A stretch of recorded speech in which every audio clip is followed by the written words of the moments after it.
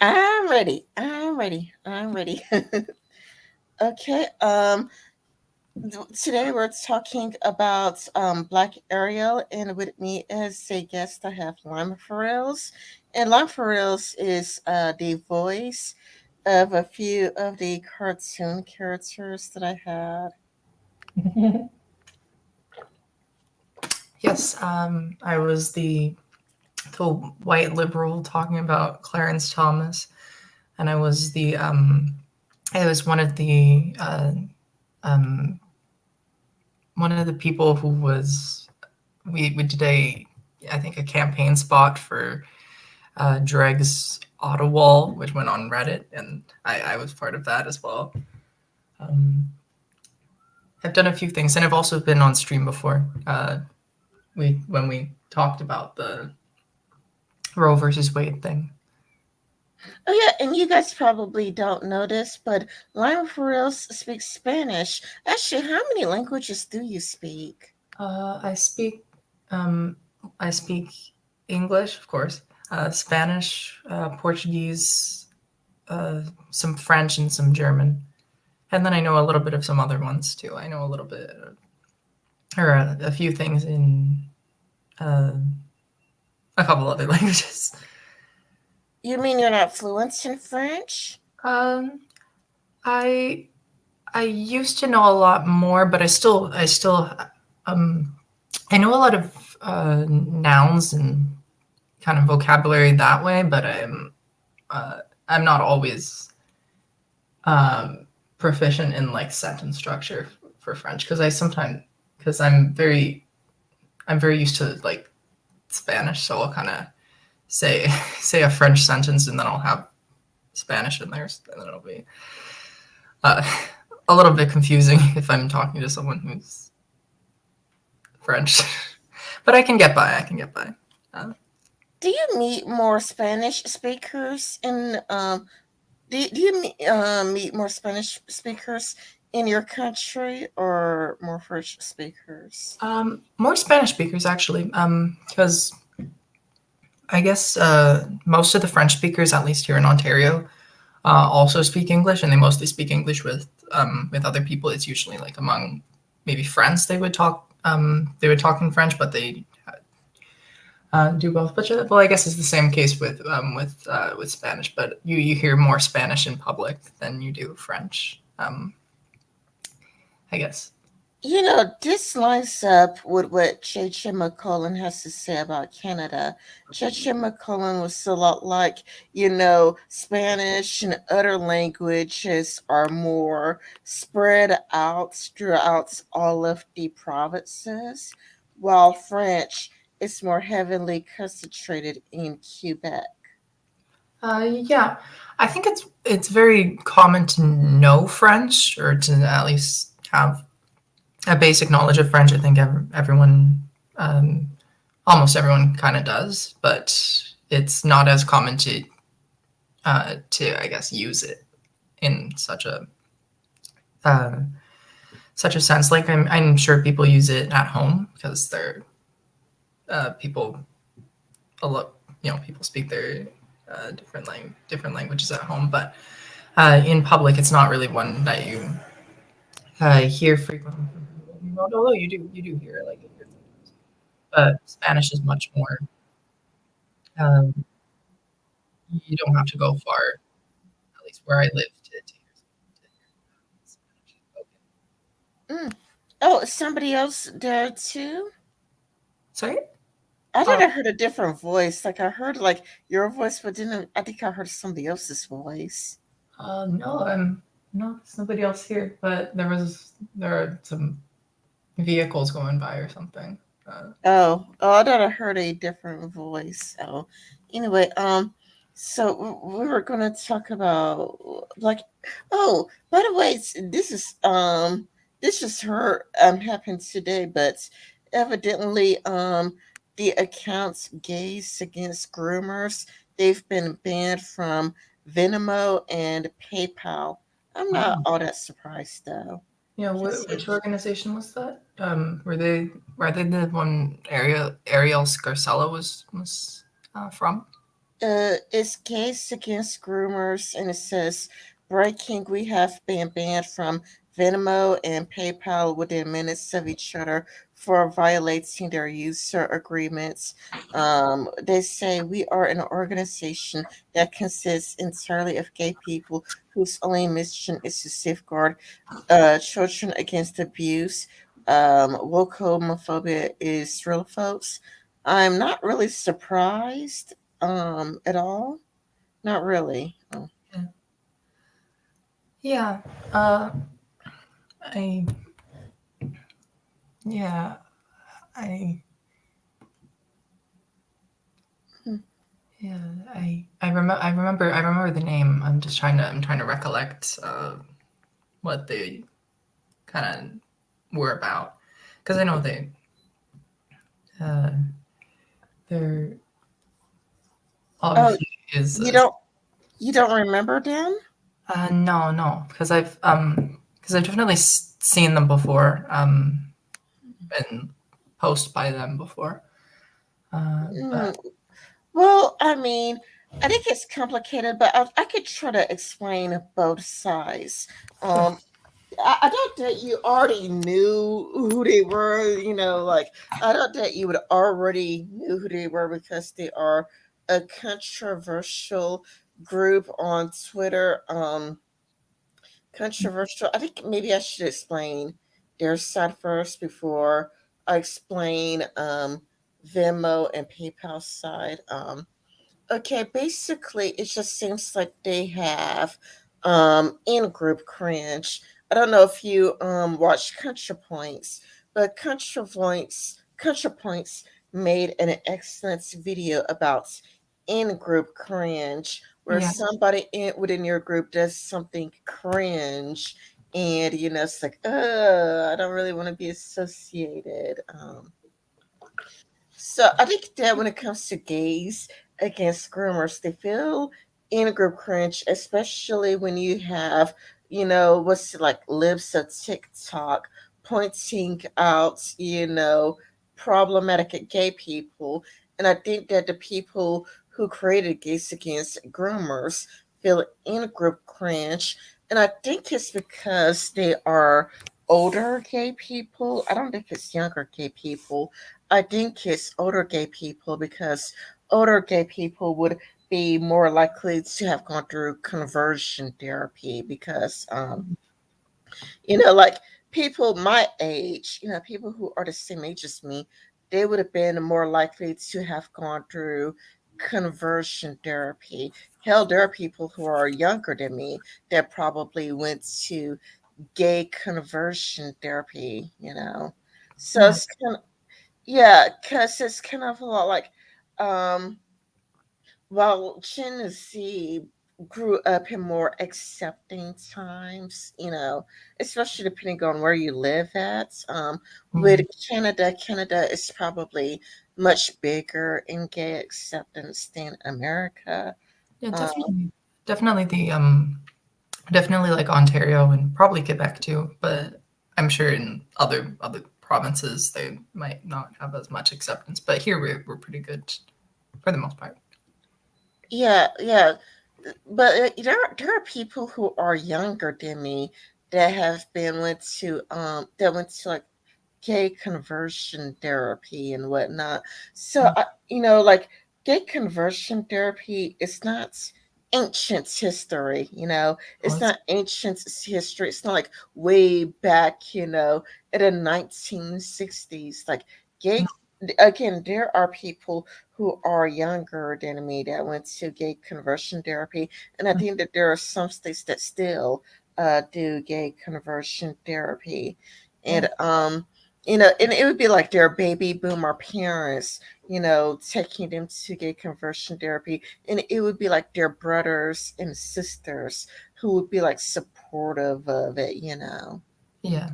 Or like people from very religious backgrounds might tend to have more uh, leaning towards the opinion that it's wrong for them to be gay, so they'll go through that process. And yeah, I think was it Ariel Scarcella, who was part of the, um, who was one of the figureheads of the Gays Against Groomers group, or Yeah, yeah, it would be people like Ariel Scarcella, and I don't know the other ones, but I know that Ariel Scarcella is one of them. And I think it has to do with like in group cringe. While it was created because um back in, my day, it's like gay people had to face in an uphill battle because again, not that long ago, people were getting kicked out of their homes just for yeah, being a gay. Like being gay meant you got kicked out of your home. Gay meant you went to gay conversion therapy. Um, because like I was around with the early internet because it's like I was like an atheist. And I was an atheist in the early internet, and the early internet involved atheists, and a lots of LGBT people. This is before the internet went mainstream, because back in my day, the internet was like for losers. yeah. And you'll probably be surprised to hear that, like you would probably be surprised to hear that the internet was like for losers who had no friends. I kind of It, understand. huh? I kind of understand it a little bit because I guess for a while being very into like technology kind of thing is was considered like that's what nerds do, and then everyone else is Yes, a lot like that because it's kind of a like, okay, back in my day, it would be a lot more popular to go to the mall. It was a lot more popular to go to the mall, to go skating, to go skateboarding, to go dancing, go to parties, go to clubs, go bowling, yeah, to go out and do things. So it's kind of like, who wants to stay at home all day by themselves? Like, do you really want to stay at home all day, all by yourself? Or would you rather go out to a club or go out to the party, go for a few drinks, go smoking, when you were to go out to be surrounded by other people? yeah, you know yeah, so the internet was perceived just for losers that didn't have any friends, but it's also why there are like so many atheists online, which that's the group that I was a part of. And then there's kind of like there's also the reason why there are like so many LGBT people online, but there were also religious minority groups online. Like there were a lot of Wiccans online, there were lots of Satanists online, because these people would have been social rejects outside of the internet. Because again, would you rather spend all day online, or would you rather go out to a party? Would you rather go out to a club, go dancing, go do things with other people, or be online? But when people are gay, again, that meant like you risk going to conversion therapy. You're probably getting beaten. Like your baby boomer father was probably actually beating you on a regular basis. You yeah, would probably lose your job. Plenty of people have lost their jobs just for being gay. yeah. And Yeah. it does happen. It does. It still happens too. But I guess we do have more support systems in place, and the public opinion generally skews towards or I guess being against that kind of treatment. But yeah, it definitely still happens, and it definitely happens a lot because they're. I do know I know LGBT people who have dealt with being hurt by their parents for being who they are, but yeah, but yeah, absolutely. In those in the very recent past, it would have meant uh, yeah, it would mean they would just completely disown you. They would uh, just treat you like you don't exist or worse. It's just yeah. Yeah, so this was like the very recent past, because I mean I'm a millennial, like, we're not that old. Yeah, so it's kind of like this is kind of like the recent past. We're just one generation above you, and I think that when it comes to gays against groomers, they feel in group cringe over the internet because it's kind of like there would be, drag queens wearing pasties and a dunk around a minor. And it's kind of a lot like, gays in the past tried so hard to distance themselves from pedophilia, you Yeah, know.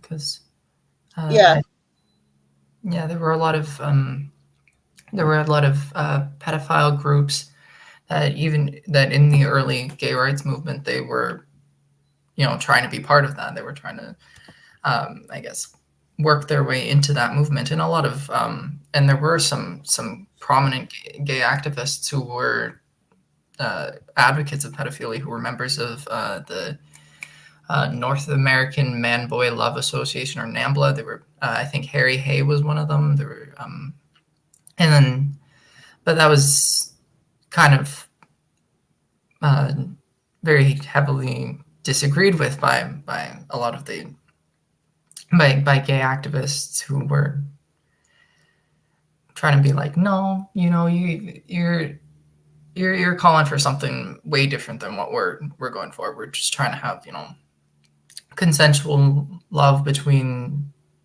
uh, adults of the same sex, or transitioning or whatever. Uh, but yeah, there's still unfortunately in public perception there's a um, I guess they're considered to be uh, intertwined in some ways, even though that's not reflective of the reality for most people. Uh, and so I guess uh, a lot of gay people are kind of put on the defensive if there's some kind of some argument about pedophilia or associating them with it. And I guess that's why.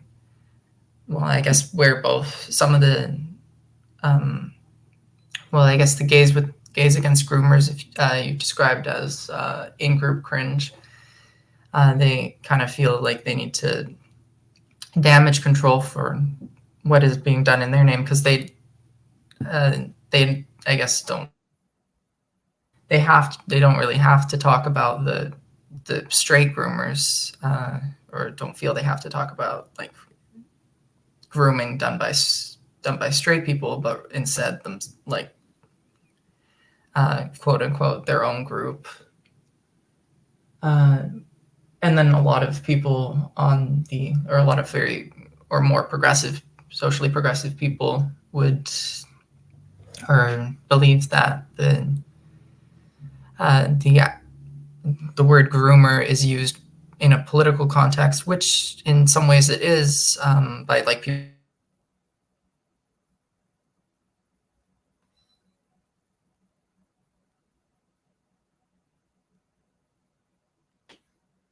are you still there?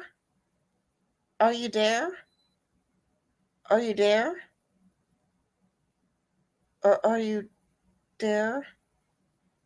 Hold on. gender being a spectrum or something, and then or all the way to kind of questionable elements or aspects in drag shows or something, which it covers a vast swaths of things that gay people uh, or elements of things, but specifically for gay people, where I guess you don't see some conservative figures talking about straight groomers, and when they use the word groomer, they're specifically referring to LGBT people, and that uh, makes some progressive minded people feel like it's a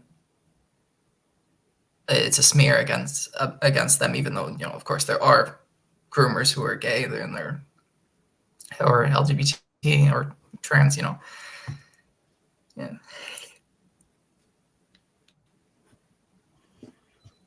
Are I you hope. there? Yeah. Sorry. Did Yeah, because it's kind of, like you were quiet for like 1 minute earlier, for like 1 minute, maybe it was 30 seconds, but for a while I heard like no audio from you. And I kept going like, Lime, are you there? Are you there? Are you there? I guess you didn't hear me, but I didn't hear anything from you for like either a full minute or for about 30 seconds, and I thought that you had a connection problems. yeah, I might have. You can hear me now. Yeah, I can hear you now. But yeah, that is why I So suspended basically, what? gays against.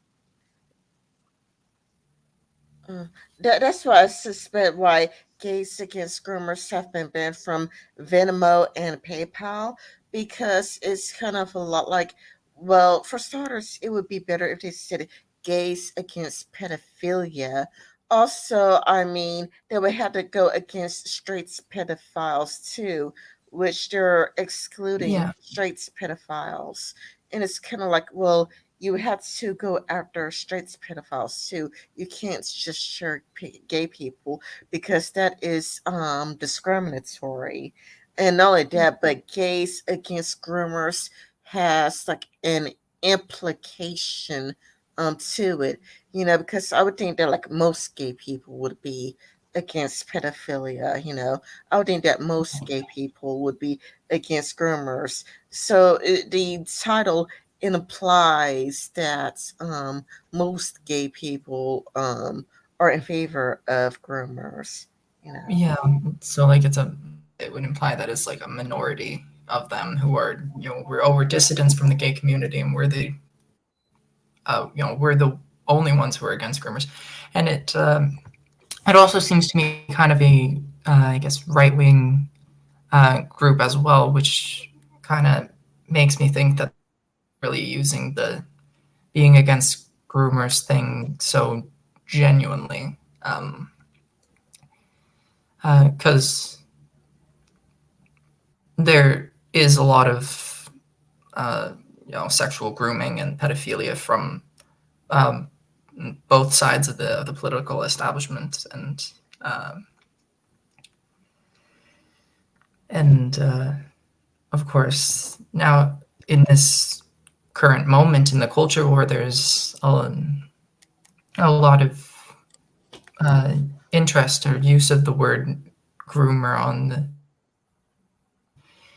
uh, well, it is used on both sides usually, on in progressive circles as a reaction to the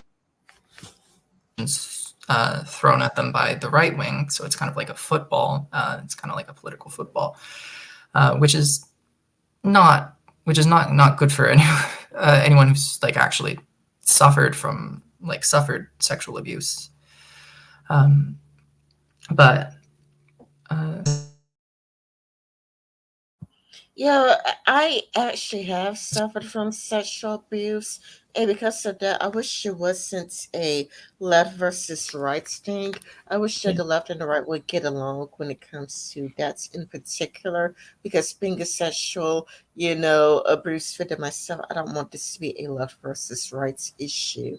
I would rather it just be like, both sides could agree that it's bad and it's terrible, instead of thinking that pedophilia would have a home anywhere. Um, but yeah, I think that the reason why PayPal was like, we want nothing to do to you, is because gays against groomers would have to go after all of the straight people that are pedophiles. They can't yeah, just be silent. They'll need to be active in that. They'll have to go after right wingers. They'll yeah, even have to go after Catholic priests that were like pedophiles.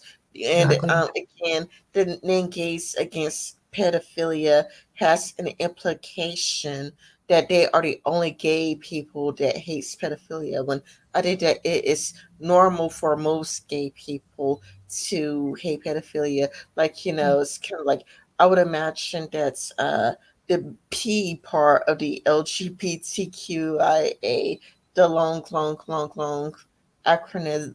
It's like, I think that there would be like a really small minority.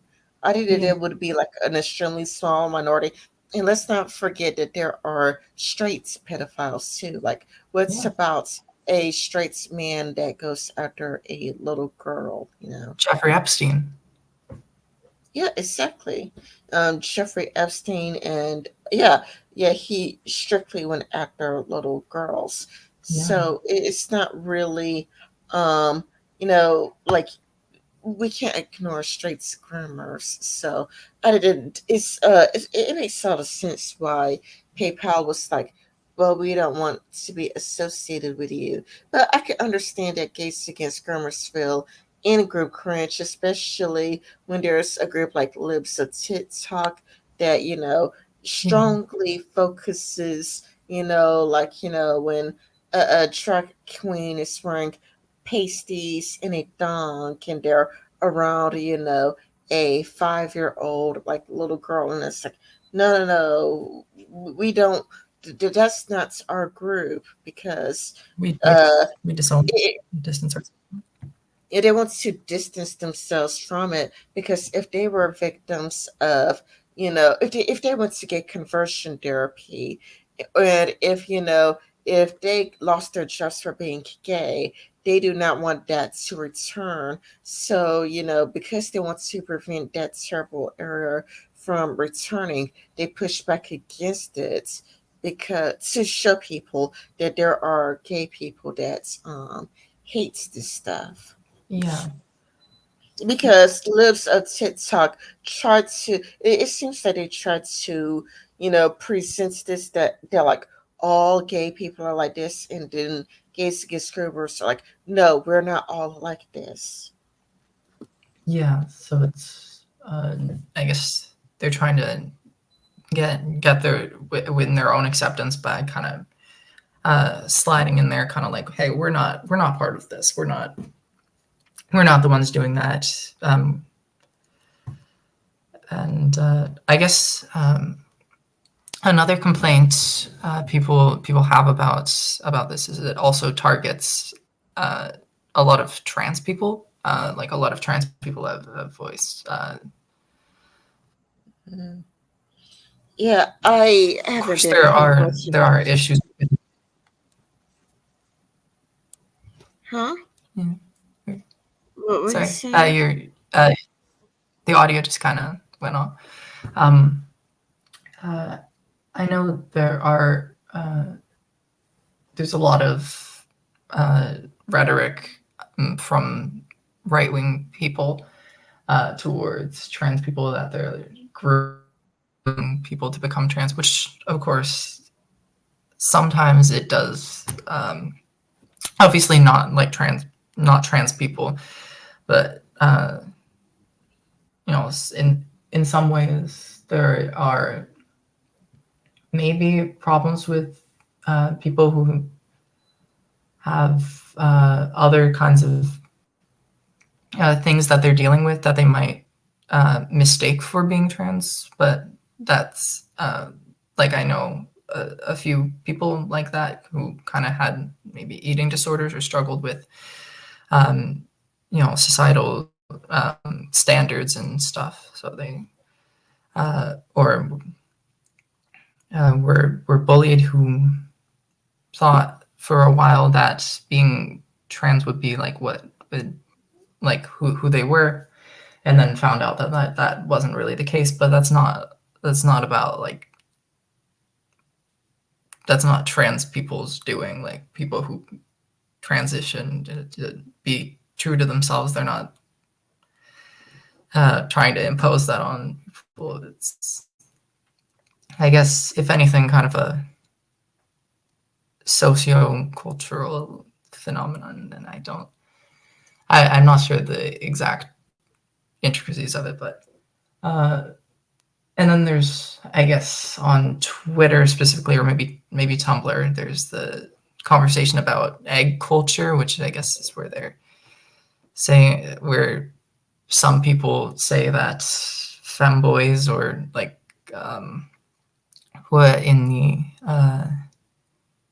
I guess that, or I guess just feminine males should transition, and then I know there's some like irony to that, or like not seriousness to that, but I guess that can, but I reckon that can be damaging to some people because they're being told that they, denied the, or they feel that they're being, denied the right to make their own call about themselves. But I don't know. Sorry, somebody was talking to me in real life and I missed what you're saying. Could you repeat it? Yeah, yeah. I guess some of the discourse about groomers from the right wing it focuses on trans people and uh, and that they, I guess, they're grooming young people to become trans, which is not trans people's doing. I like in any way, but uh, there are some people that I have met who've mistaken other factors in their lives for being trans, and then what gone back and were like, okay, I'm actually not trans, and that's you know that uh, doesn't mean that nobody anywhere is actually trans, because that's uh, which is being claimed by some people, but that's a ludicrous claim because there are people who've reported feeling gender dysphoria since they were born or something. Um, but there, yeah, there. Oh my god, I can't speak.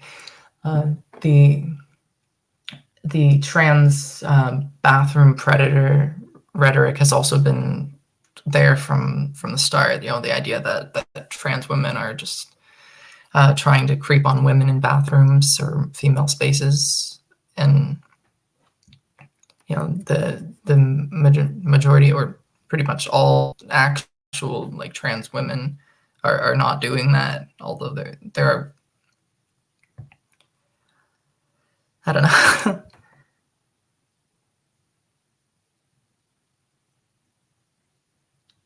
Are you there? Oh yeah, I'm there. It's just that there was like kind of noise in real life, like people talking to me in real life, so I had to mute my mic, Okay. so that's the audio from real life wouldn't you know flow into like your end, Okay. and who knows, like accidentally leak private information Mhm. about me into like the internet where I don't know, people look for other people's doxes. Yeah, the internet can be kind of scary that way, because you don't want to have very private information get out there, as some people have had it, uh, unfortunately. Yeah, I think it might possibly be good now. I think it might be good now. Anyway, so okay, there is the Black Ariel controversy. Yep. Uh,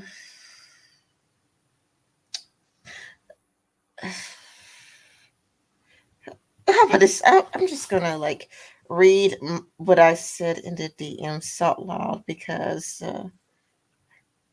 Yeah. like I have like my mind is all foggy.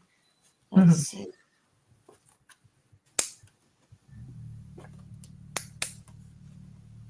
Let's see. So for those unaware, there was a trailer released for a movie coming out in May 2023 where Ariel is a remake of The Little Mermaid, the classic story, um, where Ariel is portrayed by a black actor named Halle Bailey, and there's been a lot of controversy about how just numerous aspects of the film, and the casting and everything. Uh,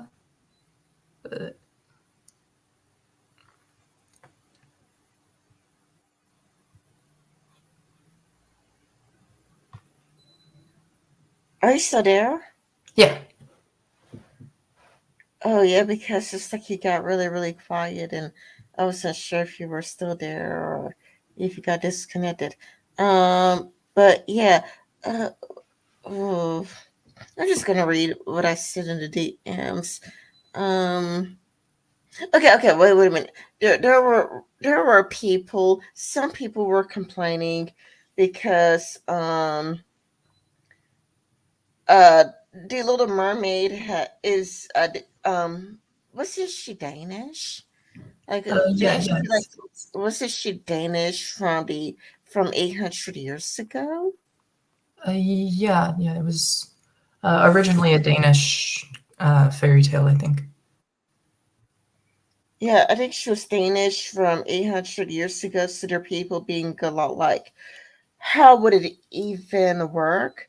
But I think that they are probably making it would be my guess that they would be making a modern twist to the story because I would agree that if she was going to be like Danish from 800 years ago, she would face a lot of racism in all honesty. Yeah. I guess there is there could be the argument to be made that the where King Triton, Ariel's father, is kind of mistrustful towards the people on the surface because they would kill and eat fish, and they would and he had all this kind of distrust towards the human non-mermaid and then all the the humans being uh, having the prejudices about mermaids and that, and I guess that could be used for to in some way represent a different kind of story, but I'm kind of like a they're like in different worlds, like in or different like Romeo and Juliet, West Side Story, which I think is from Romeo and Juliet, kind of where they're from uh, opposing groups, and then they find love anyway. And then I don't know. There's not gonna be a Prince Eric in this version. Where is it? This Ariel is not gonna need a prince. Oh my god. uh, yeah. Okay. So they do like people are thinking it's going to be the exact precise same story, but they're just gonna make the Ariel black, even though it's gonna be the exact and precise same story. But it seems like Mhm. they're putting in like a modern twist to like a fairly old story because Okay. it's kind of a lot like they're putting this story out for younger people, like people who are like, I don't know, I think that the target audience would be like five and up. But it's kind of like when Ariel was released, it would be like 1996, I believe, 1996. And so the story is kind of old, regardless whether or not people wanted to admit it or not. You know, like it's kind of an old story.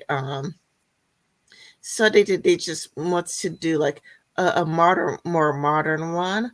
And I did it. It's gonna be probably a modern twist because I know that Ariel is gonna be like, oh, well, I don't need a man, and I don't think it would be any good if it's gonna take place 800 years ago because she would realistically be a slave. Um, because like black people weren't treated all that well. Um, that long ago.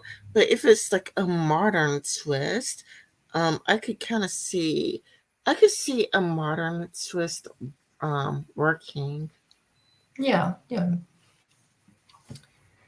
Uh, yeah. So, what are some of the arguments that people have against it? I guess I know I've seen some from or some very like racist caricatures that people I guess on Facebook posted, and then they were you know screenshotted onto and posted on Twitter. Some people made like pictures of Ariel and just like abhorrently like ugly caricatures of of the actress who was actually very pretty. But they there was I'm trying to remember what they said, but it was just all the like racist anti-black stereotypes were being put out there. I guess they were by boomers on Facebook, but they it's I mean the movie hasn't come out yet. It comes out in May of 2023, and like we've all only just seen the trailer, so uh, I don't know how some people have such already strong opinions about it. But there are the arguments that can be made, I guess, that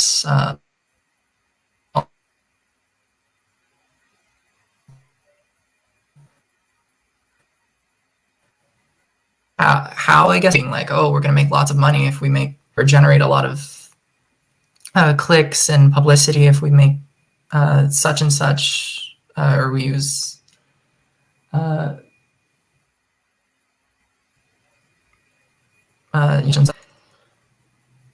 that being said, um, it's not wouldn't be the first time that Ariel has been not played by a white person, which some people seem to be claiming like that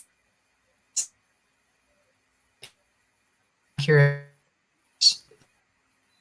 it's inauthentic if Ariel, but in people of color before, like there was a live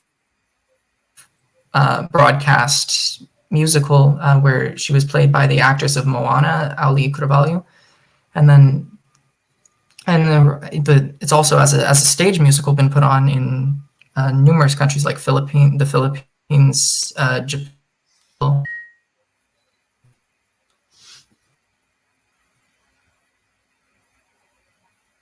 I guess there's that kid.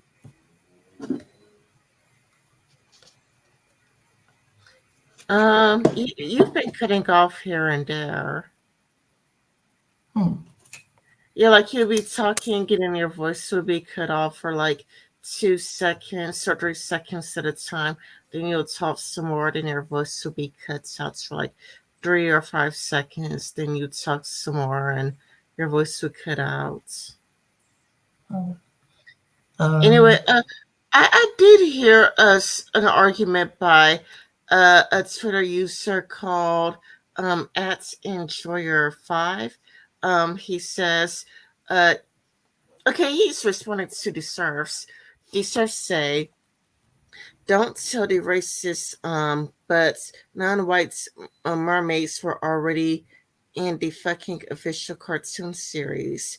Dan at Enjoyer5 quote tweeted the serfs and says, yet they still decided to swap Ariel instead of using any of the other black mermaids. They don't care about putting in it. They work for representation by building up a new character, but they just want to go the easy route of changing the color palettes of an already popular product.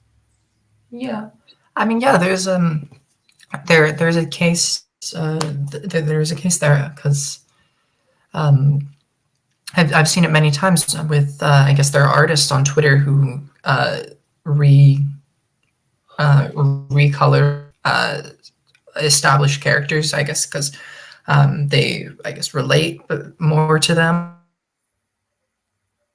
or there might be some artists who do it to uh, change them to races that they not exactly.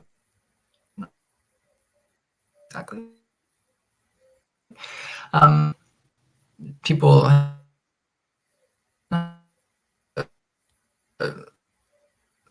it, uh, changing characters, just the skin color of characters is uh, or it's preferable to just introduce new, you know, de- developed character, you know, full characters who are actually, you know, reflective of that group, then make established characters. Be so. I Um, guess you've been cutting out terribly. Maybe you should like refresh the page or um, okay. maybe try refreshing and maybe that could help.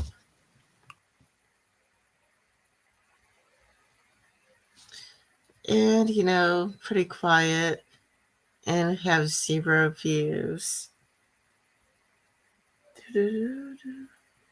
Maybe I should just like read something.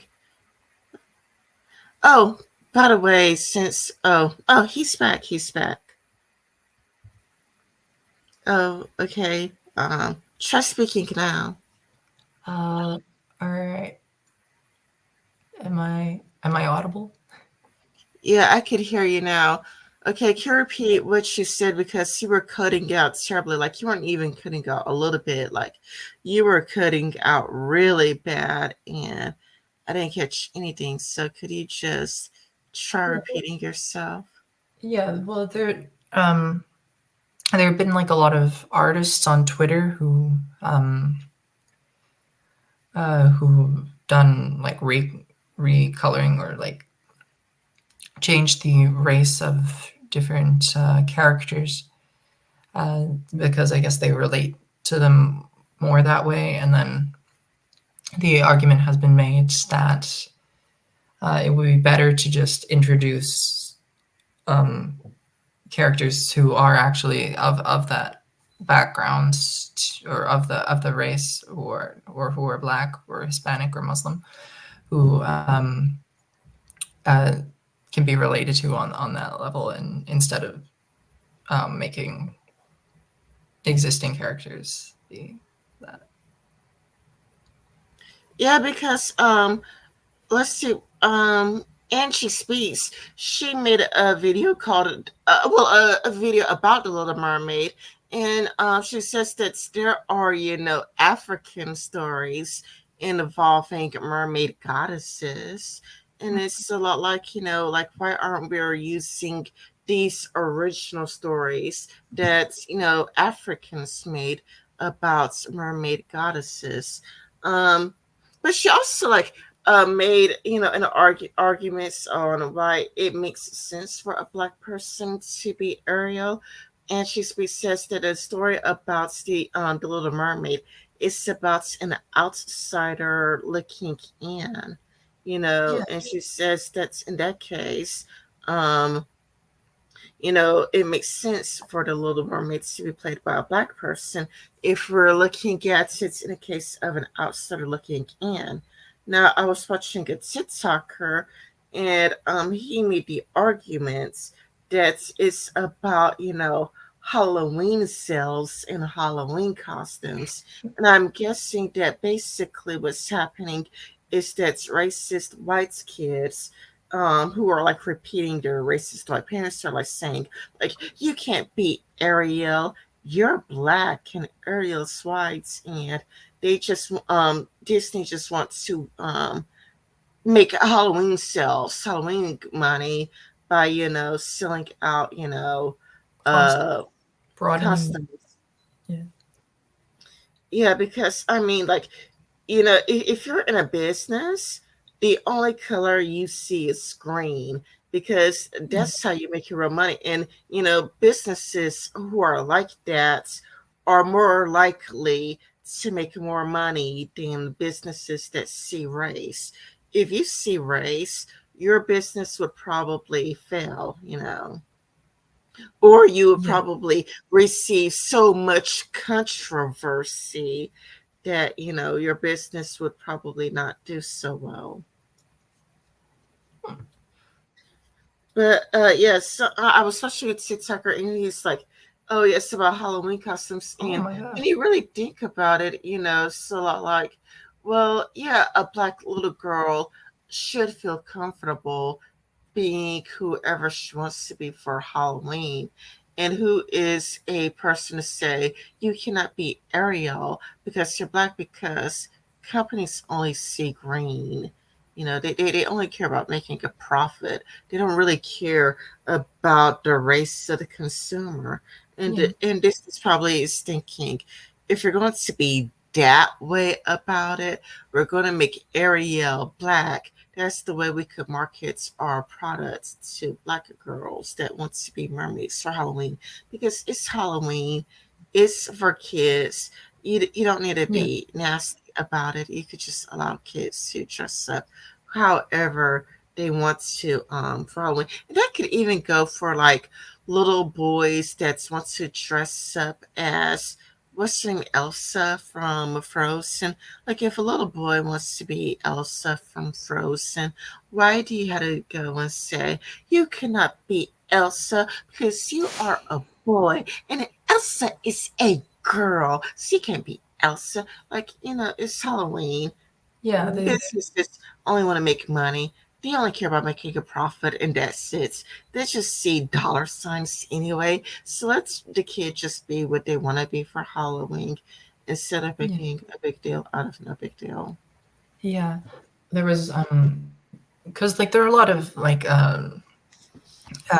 people or like little girls who really liked, and like my cousin was one of them, who really liked the character of Moana, and who were not Polynesian, and they wanted to dress up as Moana just because they were really just appreciated the character and the liked the her personality or her just anything about her. And then of course there's some controversy about that because some people were like, no, if you're not Polynesian, you should not be dressing up like that. Uh, but at the end of the day, like they're they're kids, and I don't think it's like fair to tell a kid that you're no, you can't dress up as this because you're not the exact image of the character. If that's a character that resonates with them personally, and I don't think it's damaging if they do um, dress up that way necessarily. Did you say that your husband? No, my cousin. Oh, I thought you said that your husband, and it's like, I thought you had a girlfriend, and it's like, no, it's like your husband. It's like, oh, you're married to a man? Oh, yeah. No, no, I'm not, or at least not to my knowledge.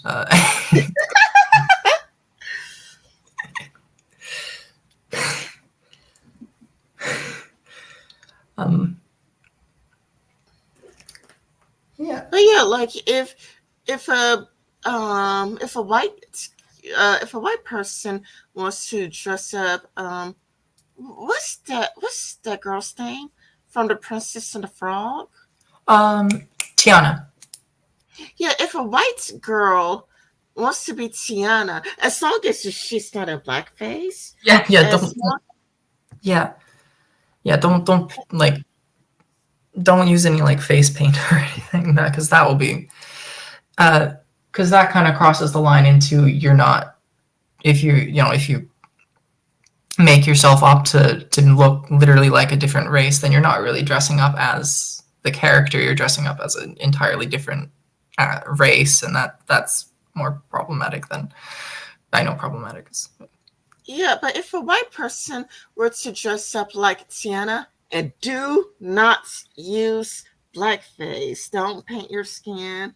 And as long as, it's not a racist caricature, like as long as it's a flattering look, then I see no problem with a white girl being Tiana as long as it's done in a way that's respectful. Like I saw an Asian girl dressed up like Tawana, and there's a controversy about it, but I have no problem with an Asian woman being Tawana.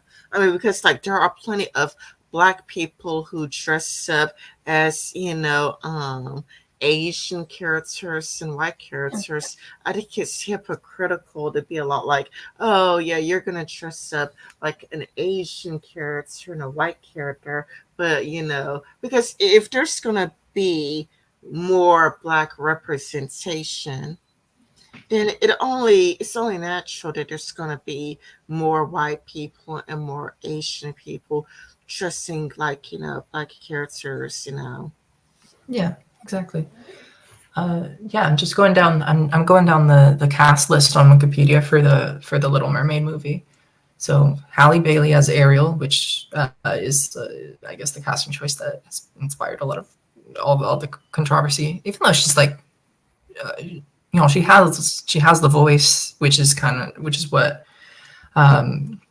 Ursula is trying. And I'm also looking here. Melissa McCarthy is playing Ursula, and I think that's kind of funny. Um, uh, Javier Bardem is playing King Triton, so he's actually Spanish. He's from Spain. Um, and I think he got in some controversy recent or semi recently because he was playing. He played the character or the real life person, Desi Arnaz from I Love Lucy, or who was married to Lucille Ball, and some people were mad at him. Probably not a lot of people, but they kind of took issue with the fact that he's Spanish and not Cuban, even though Cuban people are mostly Spanish descent, or not all, but it is at the end of the day he's acting, and it, I think it's fine. um, and then they have Jonah Howard King as Eric, a human prince whom Ariel falls in love with after saving him from drowning. Uh, That's weird because Disney says that this Ariel doesn't need a prince. I wonder if it's gonna end up like Catwoman. I don't know if you've seen the Catwoman movie, but Catwoman falls. It's kind of funny, but Catwoman falls in love with a police officer, which I thought was amusing. yeah, Okay, but Catwoman falls in love with a police officer, but she decided not to be with him at the end because I do know that Disney had a tweet saying that this Ariel doesn't need a prince or this Ariel doesn't need a man. So it's kind of like if there's Prince Eric, then what direction are they going? Because I've also seen a few people talking about it, unless unless Disney's gonna change their mind. yeah. Um, yeah, I mean, I probably would take a, a little bit more of an issue, although like at the end of the day, it's not like I I go to work, I live my life. I'm not gonna lose sleep over it, but I would probably take more of an issue, I guess, if they just didn't have uh, the love in the equation, or the uh, I want to make like this kind of liberal feminist statement about how she doesn't need she doesn't need a prince, she doesn't need love, or well, I guess love can be found anywhere, but if they were changing the story for that purpose, I would take issue with that. But the casting doesn't. I'm not worried about the casting as long as the actress can sing, she can act, embody the character. That's really all it comes down to. If if I'm to be thinking about casting. Yeah, because I do know that there's a tweet from Disney saying that this Ariel doesn't need a prince. So I'm surprised that Prince Eric is still there. Yeah, I guess yeah. I mean, it's not a bad message at all. Or it's a good message. That you should uh, work on finding peace within yourself before you can get into a romantic relationship. But I don't know if that's really what they're going for here, nor does it have to be. But I don't know. I don't know. I'll have to watch the movie when it comes out, and let's just do maybe a review on it. Yeah, for me, the one thing that would make I cannot see myself watching the movie if it takes place for 800 years ago because I cannot suspend my disbelief that much because 800 years ago she would have been mistreated just for being black. And there's a good chance that she wouldn't want to visit the outside world anyway. Yeah. Unless you're going to deal with history revisionism, where it's just like going to go there and fights against, slavery and segregation and Yeah. whatnot. But that would be like some major and kind of insulting history revisionism. Um, but if it takes place Yeah. as like a modern day twist, I mean, because that to me like actually wrote with the TV movie A Diva's Christmas Character, where it was like Abby Scrooge, and because Abby Scrooge was like black, it took place in like modern day America to make it work. Uh, the kind of modern updates or modern twists, they can be interesting because it just kind of retain the fundamental story, and then they just kind of change the time period. And of course, there are some stories that are kind of to be historical, but then they're kind of anachronisms, or what is the? I think there's a name for when you have elements of more recent times being depicted in something that's meant to be within the past, or well in the past. Oh, you already got it right. It's anachronism. Organisms. Yeah, or kind of like a floating timeline. Like the TV show Archer kind of is set in this time and place where the Soviet Union was still a thing, or at least in the earlier seasons, or there was still the USSR, or the Cold War, and then they also have all this modern technology as well, and they have all these modern cultural references that may not have existed in all the times. So it's kind of a floating timeline in that show, and then I guess there are a lot of stories set in the past where, I mean, to an extent, a lot of his, things set in the past already are anachronistic in like the way people spoke. Like there are things that are supposed to be set in the like century, and they talk with American or British English in that, instead of like old English. Well, I don't know if that would be old English. English at that time, or Middle English. Actually, well, I guess the upper crust in England in the 16th century would probably be speaking French, and not modern French either. It would be like Anglo-Norman French. Yeah, but that's because, like, modern American students, I mean, Americans of this era wouldn't understand it. They Yeah, try to yeah, make movies so that people would understand it because, if people don't understand it, then there's, no points in having it. yeah. Yeah, that's true because uh, not everyone wants to read subtitles, and it's also just a lot more work.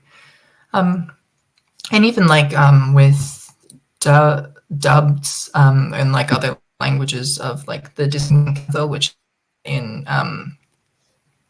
Colombia they have a dub in European Spanish, even though in the universe where this is taking place they would be speaking Colombian Spanish. So I guess it is to adapt to what the viewer is used to, even though they would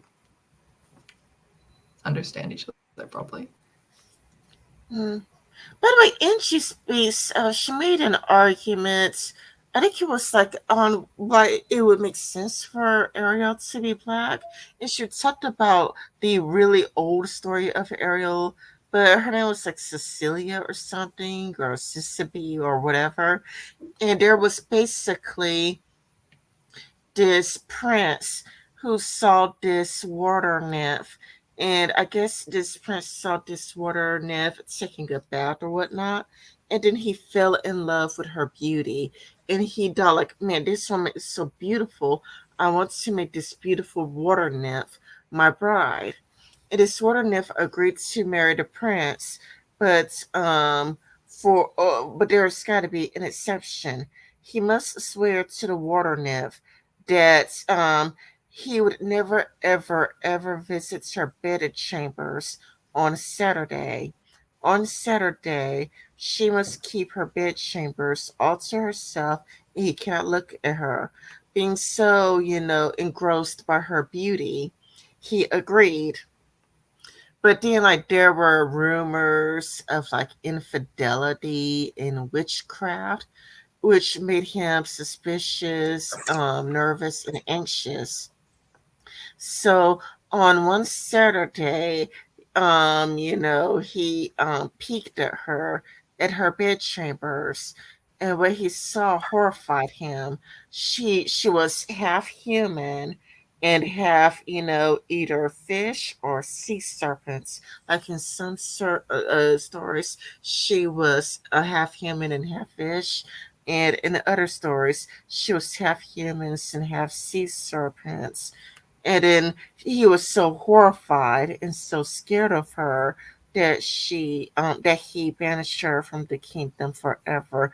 And he exiled her to like a different country, never to return again as long as she exists. Yeah, that's interesting because that's very incredibly different from the story that I guess a lot of people know now. Um, Yeah, yeah, because it's kind of a lot like when people are a lot like are complaining about it. They're making a white Ariel black. I mean, the story that you're looking at is like a modern twist anyway. Like you're not like looking at the original story. It's just a childhood memory. And sure, that at most you could argue that she's one of isn't Ariel the I think she's the first redheaded princess, isn't she? I think she's the very first redheaded princess. I think so. Yeah. Um, or yeah, Snow White, Sleeping Beauty. And there aren't a Yes. lot of redheaded there aren't a lot of redheaded Disney princesses. I think Ariel is one redheaded Disney princess. And I think that there is one other redheaded Disney princesses. God, I can't think of any. Like isn't there like a redheaded Disney princess but with curly hair? Like I could Google it. Like redheaded Disney princesses. Hold on, let me Google it. Remembering correctly, one of Cinderella's sisters has red hair, but um, I I could be wrong about that because I haven't seen that movie in years. But I'm just kind of trying to imagine them or stepsisters. Um, but I'm not sure that's what what it is. There is okay, Princess Ariel from the Little Mermaid, but there's also what's her name? Ginger Parrot. Is that her name? Ginger Parrot or no? No, her name is Princess Merida. Uh, a Brave Merida. Brave Merida. I don't know if I'm pronouncing her name right, but um, is Brave Marita. That's the other redheaded Disney. So they don't have a lot of redheads. So like redheads, they're like, well, we want representation too, and it's kind of like you're taking our representation away to give it to a black person. But the thing is, like the story you like. It's just childhood nostalgia. They already changed the story. Like you're being bemoaning childhood nostalgia. It's not like you're looking at the most original story of a prince looking at a water nymph naked and begging a water nymph to marry him, only for him to banish her from the kingdom the moment he realizes she is half fish. It's kind of like what's the name? Beauty and the Beast. Now I love Beauty and the Beast. It's gotta be like my most favorite Disney movie. Princess Belle is my most favorite Disney princess. However, it is dramatically different from the original story. And the original story was actually severely disappointing. Yeah, yeah. Doesn't she kill the beast in the original? Or No, she? she just since killed the beast in the original one. But okay, you're probably going to like throw up when I tell you about the original one, but in the Oh, original one, like Princess Belle was like only like 10 years old. oh my god. Yeah, Princess Belle was like Damn. like basically she was like 10 years old, so the Beast was like a pedophile. Oh my god. Well, that's worse.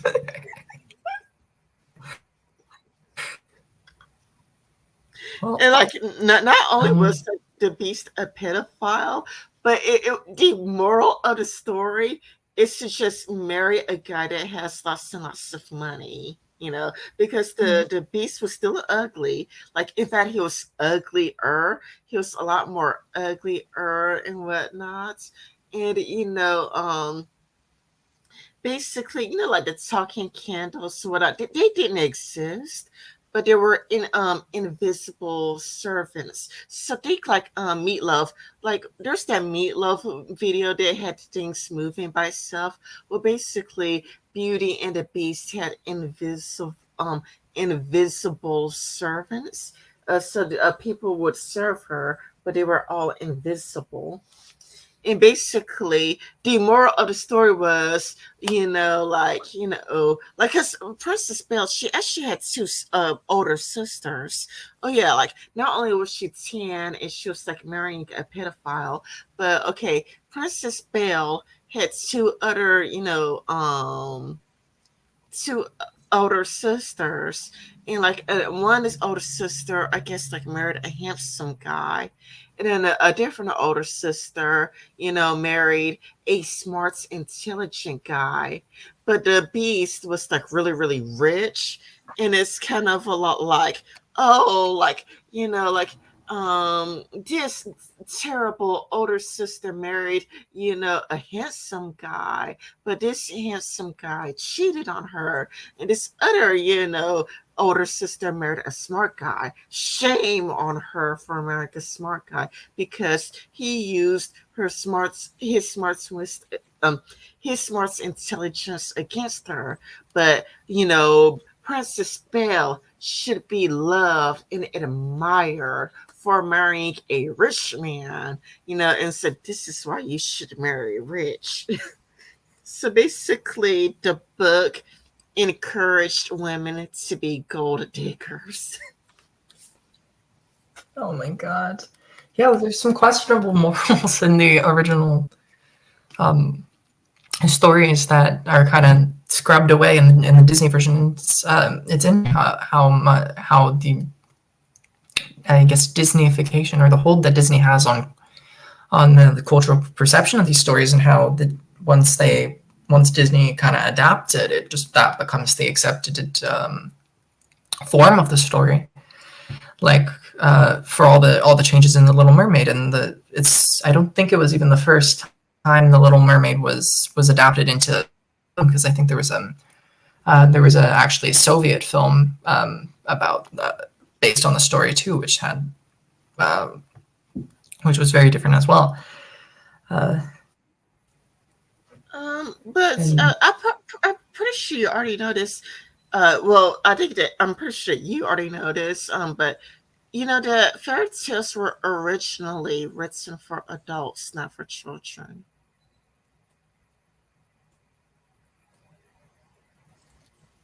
Are you there? yeah, yeah. I did know that. Yeah. Um. It, Yeah, some people don't know that. There are people who don't know that fairy tales were originally written for adults and they were written for kids. yeah. And like yeah.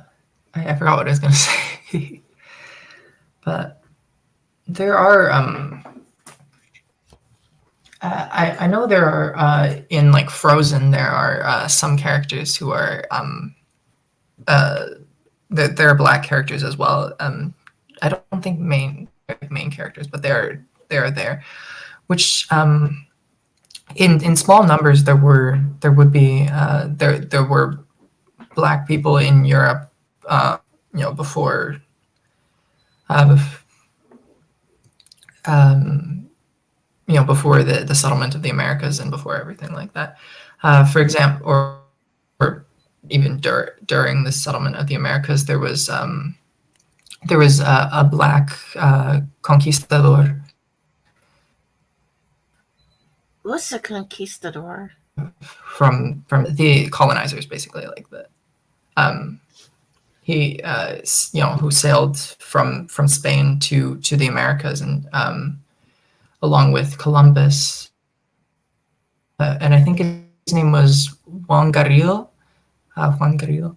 and he was a black Spaniard, and he took part in the colonization of the initial colonization of the Americas,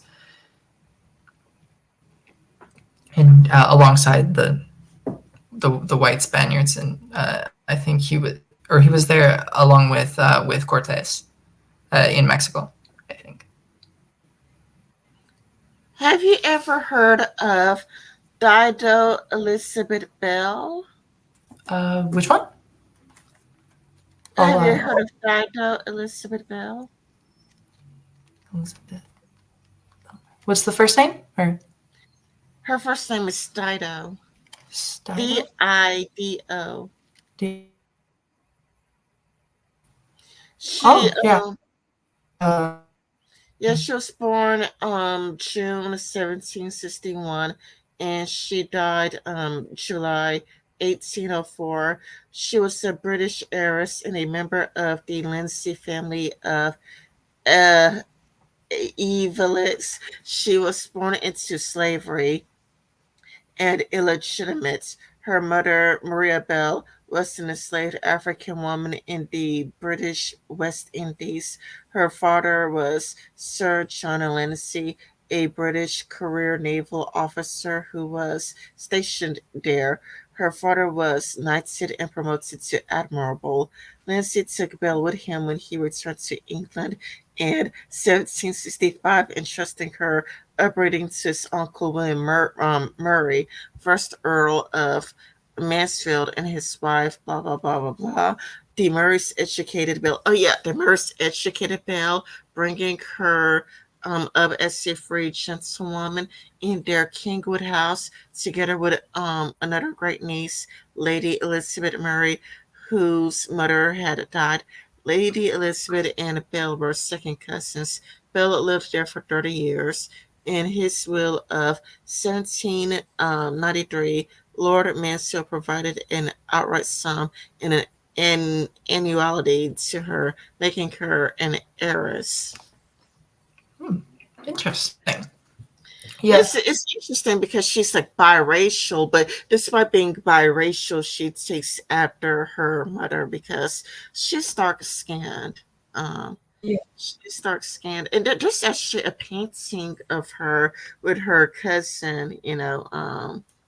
Where you see a black woman and a white woman together. Together, because but they're related though. They're related. Yeah. Yeah. Wow. Um, yeah. I don't. If I'm remembering correctly, I don't think Britain or England itself ever had laws against uh, like in the letter of the law. I don't think they ever had a law against that basically banned race mixing, um, which there were in the British colonies, I think, or at least in the U.S. There were, but I think it was I know it was taboo for a long time, or was kind of looked down upon by whites. But I don't think it was prohibited. I think in some ways it was might have been at the discretion of the church, because I guess it was kind of church business. Um, but I have ancestors in the 19th century who were in a mixed race marriage in England. Like what?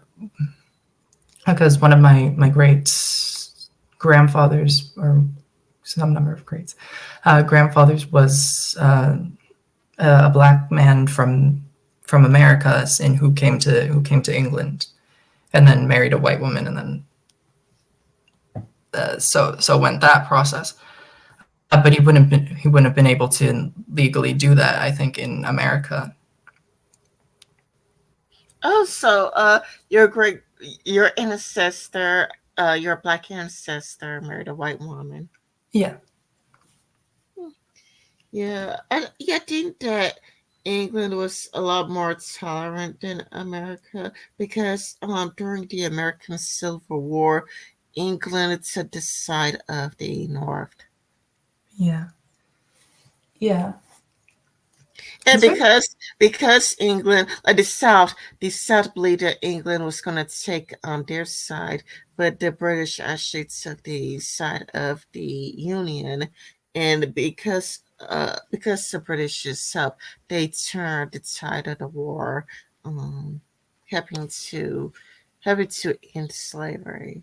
Because I believe that the Queen was I think that the Queen was tremendously anti-slavery, if I Yeah. recall correctly. Yeah, I mean, of course, Britain did take part in the slave trade, but I think later on, after the abolition of slavery, they kind of there were British ships that sailed kind of along the coast of Africa, kind of trying to prevent the slave trading from happening. Like kind of they were uh, so they were against it in that respect, and of course they were kings and emperors of, or I don't know, like kings I guess elites within some of the African societies that profited from it. Well, I guess they were because I guess there were prisoners mostly who were taken as and sold as slaveries into slavery in exchange for um, things from Europe that the British, the Portuguese, the Spanish brought to them, like guns and that kind of stuff. So and jewels. Uh, but I think Britain was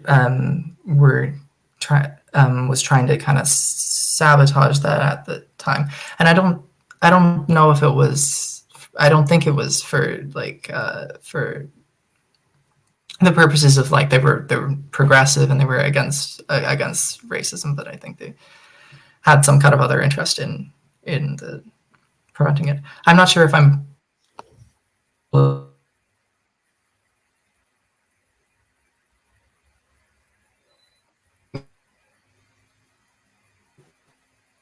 remembering this well.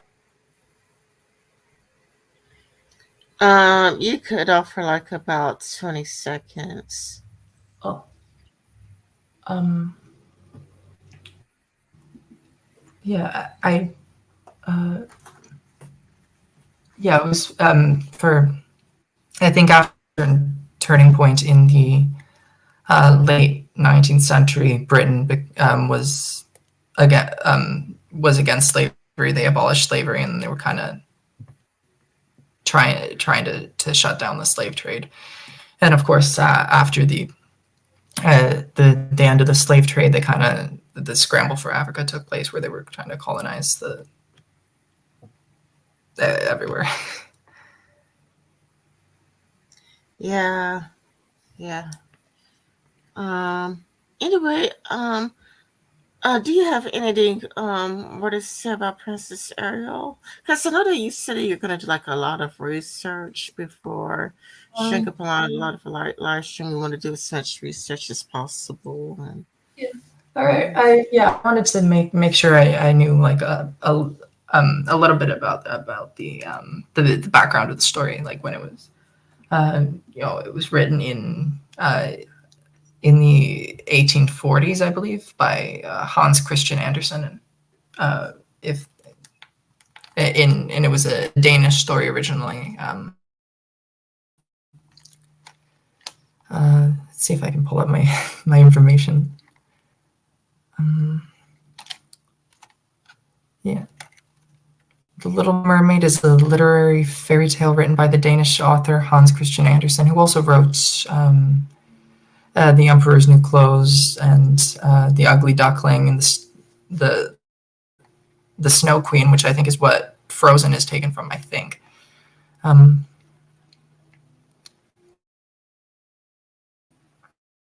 or I could be wrong about this, or loosely based.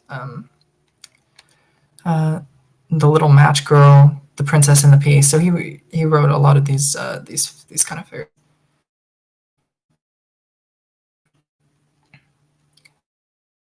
But yeah, there were in the 1960s there was a TV show uh, hosted by or that was uh, a show for a vehicle for Shirley Temple, who was the famous actress, and they uh, uh, portrayed different fairy tales, and they made uh, uh, I think an episode. I think they made an episode about the Little Mermaid story, and then there was one made in the Soviet Union in 1976, and then after that it said, or there was the animated Disney film, which kind of shaped the uh, cultural way the story is thought of with Jodie Benson.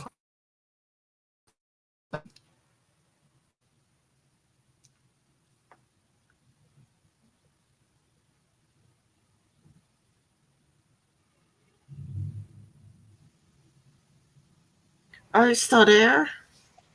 Yeah, sorry.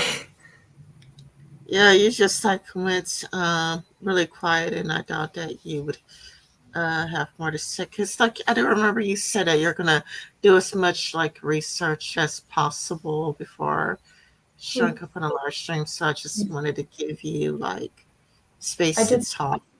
Yeah, of course.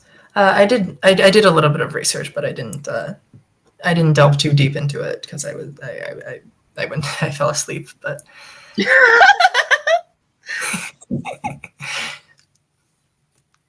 Yeah. so much Okay. doing my homework. Yeah. Um, well, I've run out of things to say because it's like when you told me like that you were gonna do so much research, I thought like, oh, well, you're gonna do a lot of research, so you're gonna do a lot of talking. So like I was like in a position where I was like, well, I'm doing my own reading, but like if you're doing all this, then I should just keep quiet and let you talk. No, no, it's okay. Oh, Yeah, yeah. because like I stopped collecting things, like like because you tell me you're doing research, I stopped collecting things. Like I was gonna collect a bunch of things, but it's like, oh, you're collecting things. Well, in that case, I'm just gonna be lazy because Yeah. Um.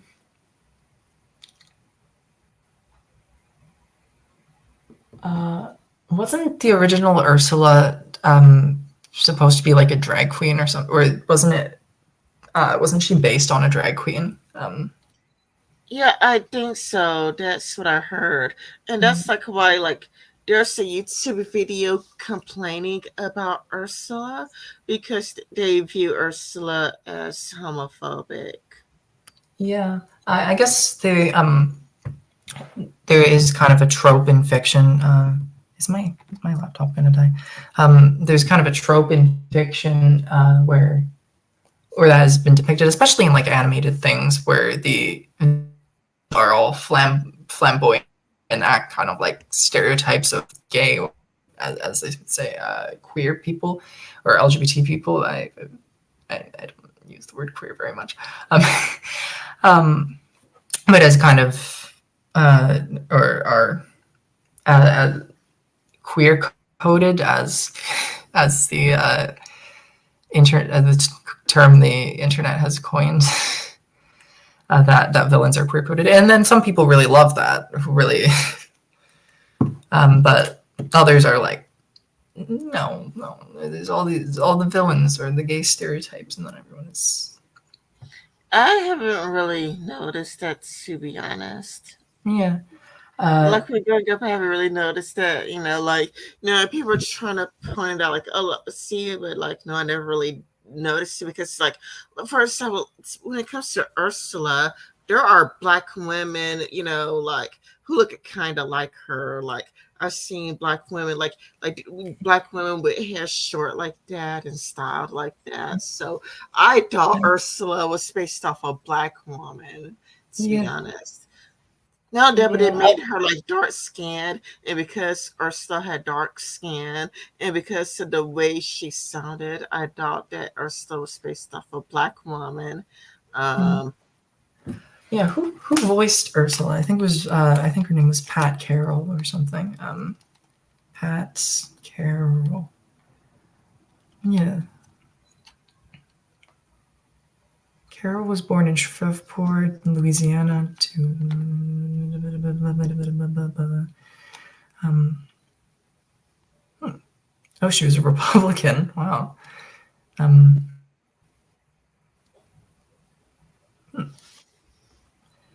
all right, that's Pat Carroll, with two L's. Is the voice of Ursula, and then she's modeled after um, um, conception and writing. What's the name of the? Wasn't her name Divine or something? Who is Ursula based off? Divine, yeah, Divine.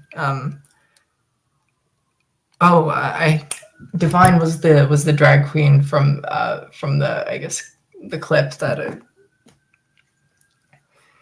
where she's like, "Filth are my politics, filth is my life," or something like that.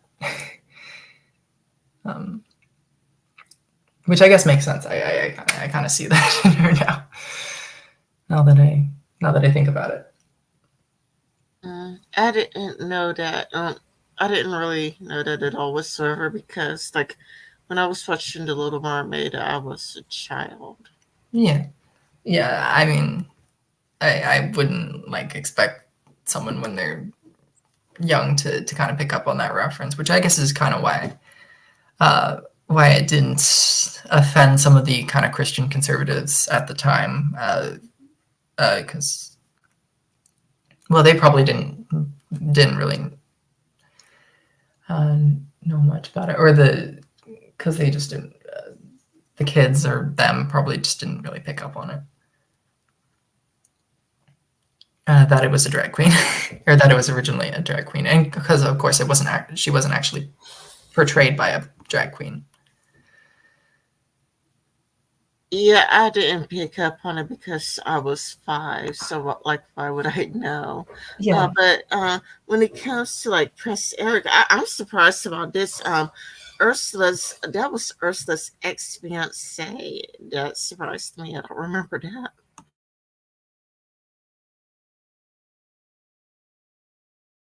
Mm. Are you there? Sorry, the your audio just went off. What was the last thing you heard me say? Uh, Prince Eric. Yeah, that was Ursula's ex fiance. Yeah. Okay. I'm just gonna get my charger from downstairs for my. I'll be right back. Okay.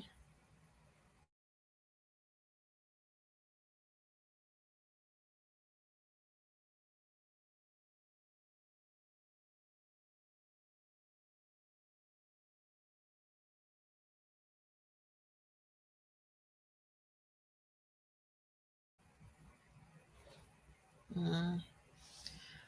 At the behest of Disney executives Michael Ansler and Jeffrey Katzenberg, director and screenwriter Ron Clements was going several filmmakers and started to research new story ideas that could potentially be adapted into the studio's next major animated film release. Clements discovered Hans Christian Andersen's classic fairy tale The Little Mermaid at its local bookstore and began deliberating why Disney had never attempted to adapt the story before.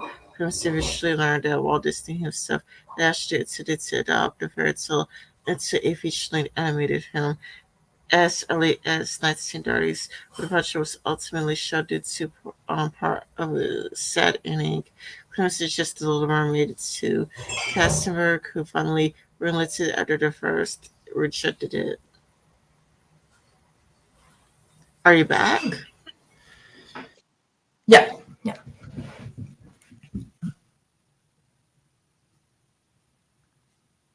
Yeah. Um, Did you read it, the you original? remember? Oh, go ahead. Sorry. Oh, I just asked Uh, if you read the original book.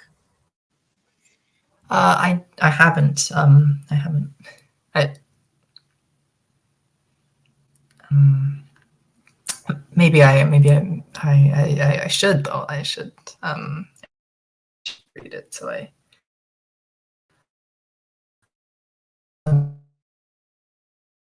because you said it was about um, uh, water nymph, or he or and then can't see or can't come into her.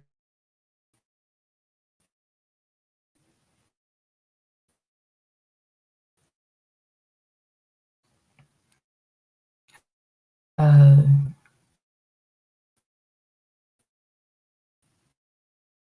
Oh, you could offer 10 seconds. in on you said it. Can you hear? Sorry.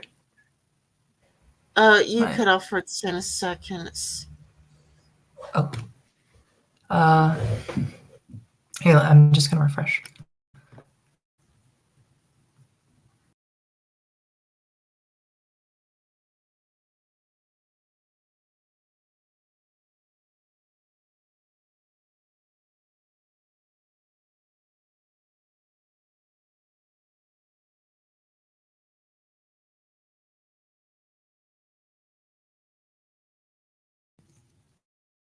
Am I back?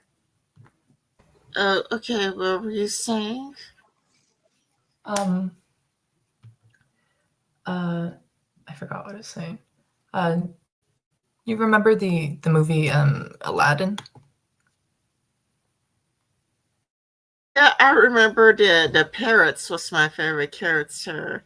I think it was played by Godfrey Elf. No, I forget who played uh Gilbert parrot, but the Gottfried parrot is was my great. favorite.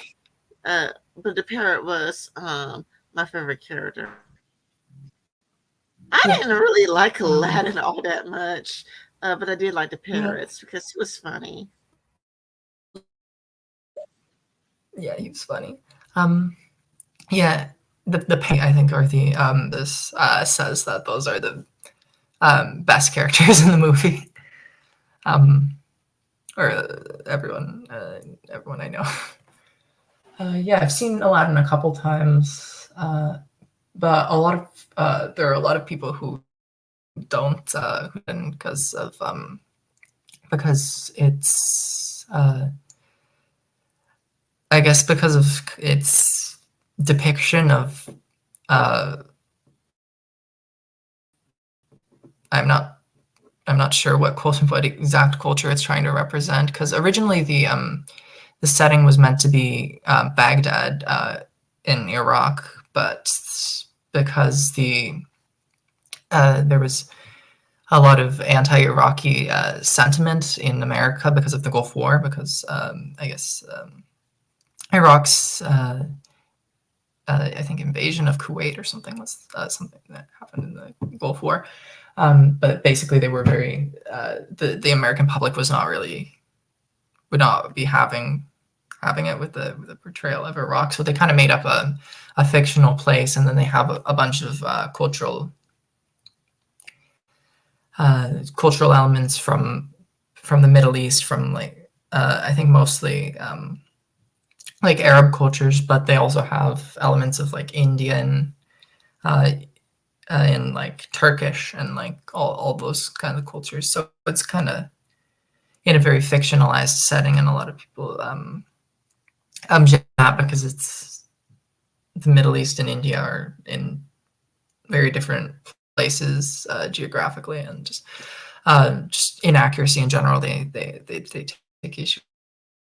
Like I think that was it Muslims? I think Muslims had an issue with Princess Jasmine. I think so because Princess Jasmine is supposed to be like from Iraq or whatever, but she's not wearing a hijab and she's showing her belly button and it's like, well, if she's our people, then why isn't she showing a hijab?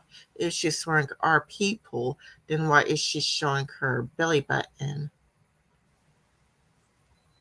I guess yeah, a lot of people said that the clothing was unrealistic because in the Middle East they would typically where the weather is warm they would be wearing long flowing kind of clothes that for like ventilation so they can um, to keep them cool in the sun and that it wouldn't be realistic to have everything all short and have everything showing like the characters of like Aladdin and Jasmine do. And then they Oh, also sorry. so that's why they wear long. That's why they wear long flowing clothes. It's because it ventilates things during the Yeah, summer to keep them cool. yeah, I had no idea. Like I always wondered why, because like in America we kind of like, oh, it's summer, so.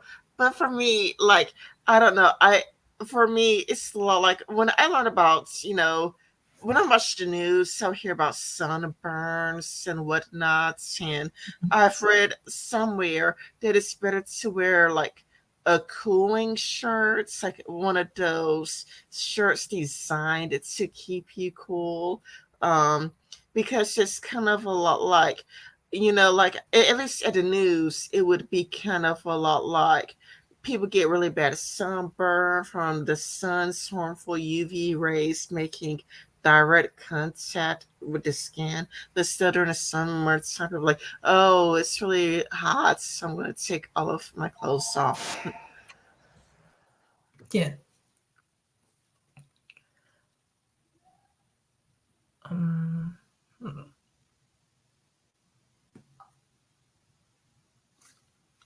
Then, oh, where were you going to say? I'm sorry for cutting you off. Like, feel free to talk as much as you want. It's okay. Um, I guess people were also mad that I keep going on about what people were mad about, but people thought that it was not very nice that the main characters, the protagonists, have kind of as as they described it, European kind of features and American accents, whereas the villains were depicted as having more stereotypically Arab features, which are kind of compared to the uh, uh, caricature depictions of Jews, because I guess both Arabs and Jews are uh, Semitic peoples, but uh, they but I liked the movie when I was younger, and I still I like the songs, and how the genie does all these impressions, and the parrot Gilbert Gottfried.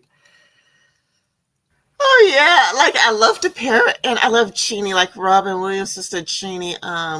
What's his name? Tom Cruise. Tom Cruise was Aladdin.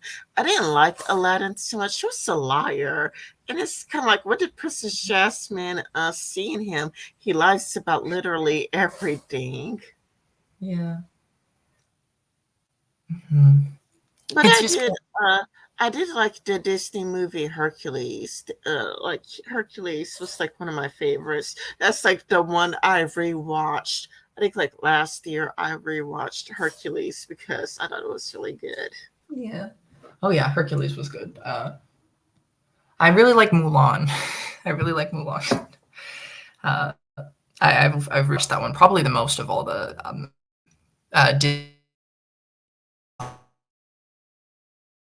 ones. But for me, like my favorite was Hercules. And another one would be like Beauty and the Beast. But my favorite movie wasn't actually a Disney movie. My favorite movie of all time would be Anastasia.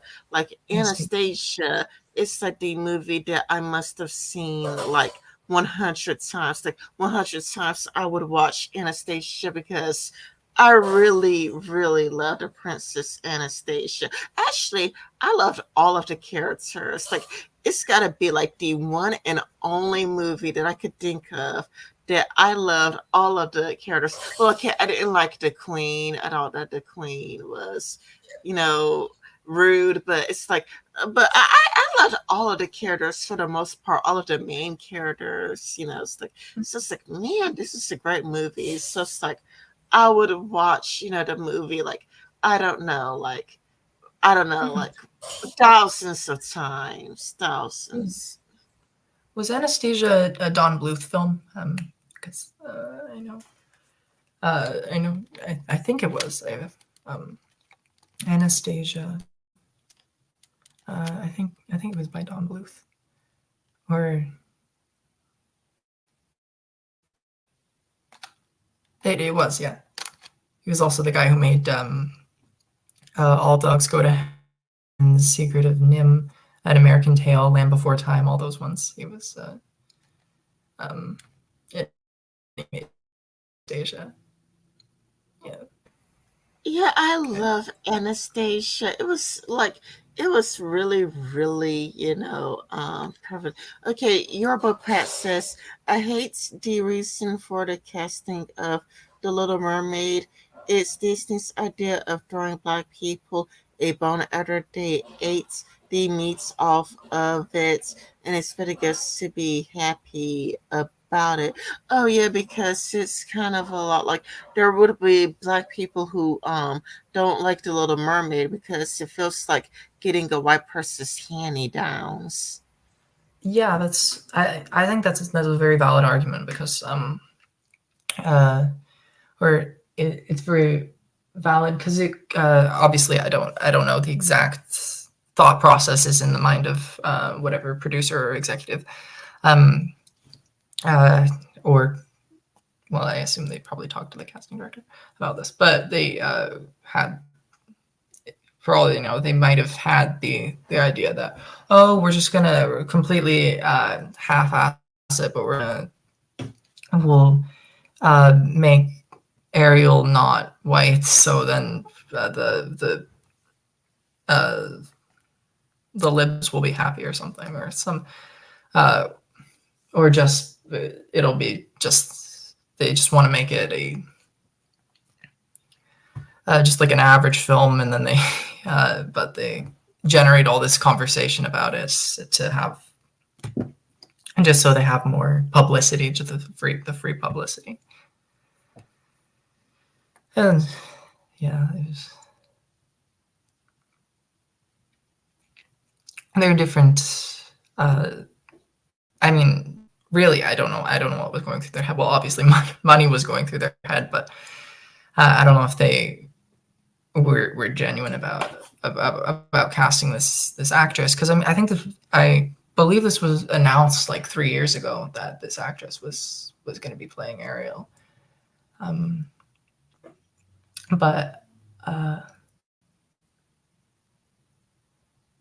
I'm trying to remember.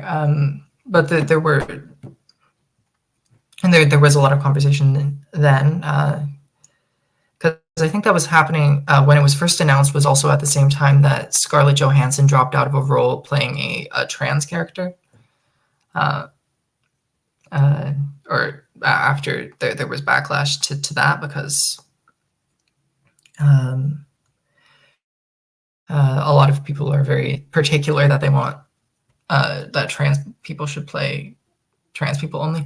Although there's conversation even among trans people about that. In some cases, there'll be like a pre-transition trans person, and it'll depict all of that story. And not all trans people would be comfortable to play a trans person pre-transition. But there's all that. For the according to Yoruba Pet, he says for the actress is a paycheck. Morals and principles are nothing to them, in my opinion. Um, I don't. I mean, when it comes to the actress, who knows? I mean, for me, who knows? Because I mean, I do know that there's this. Was it like a? Is it a Percy Jackson film? Or like the same person who written Percy Jackson, where there is a black actress who wanted to play a white character for a new film. So it's kind of like, who knows? Like maybe they could just relate to the white's character. Mm-hmm.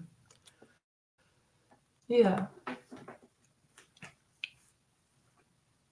yeah. Uh,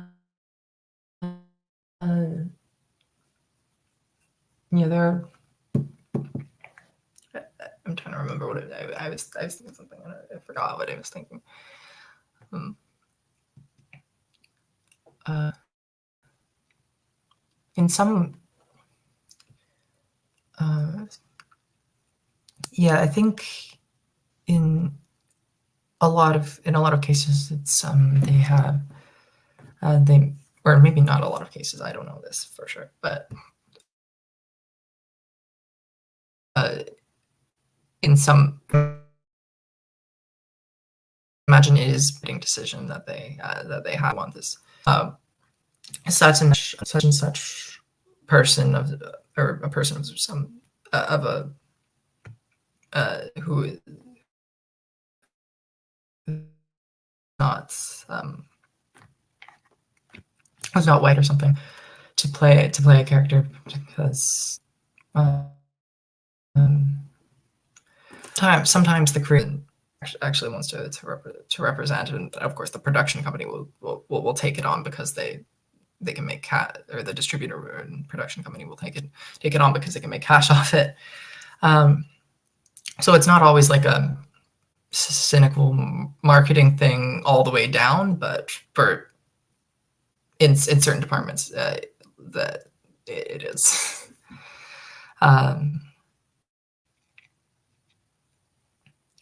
Like for example, some production companies will be like, hey, we'll produce this thing because we want to for basically like tokenism purposes. Take on this this Latinx project. They'll say Latinx or something. They'll market it as like a Latinx show, even or something like that.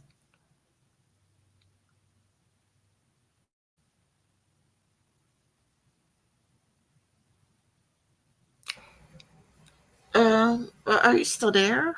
Yeah. Sorry. You just got like really quiet, and I was like expected it. I thought that you were gonna talk a little bit longer, and Yeah. I didn't want to interrupt you while you were talking. Yeah.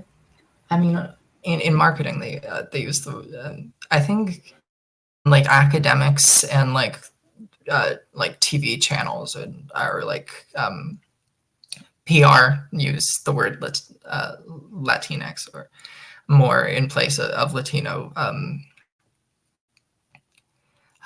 in when they like for example I was reading I was going through like the university course book that because works at a university and they use like Latinx studies and all this and and I find that interesting because it's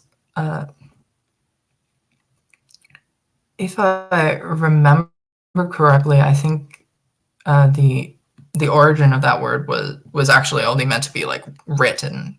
They would only like write it, but then I know nowadays in like English language media they'll like actually use the word. They'll actually use X at the end, which is different because I think when it's in text in like Latin American countries, if they do use it, which is not going to be 100% of the time, it's like a placeholder just for usually people who are trying to be like or find gender inclusive. And then women with a X in is another one. Which is used for various which is used for different reasons because I guess some feminists who are more like I don't say radical, but I like they wanted to make women not have men in the name or some, which I think is a little bit stupid, but like. And then other people think it's like inclusive of like non-binary or like other experiences or whatever, which doesn't make sense to me because usually non-binary people are like not. I digress.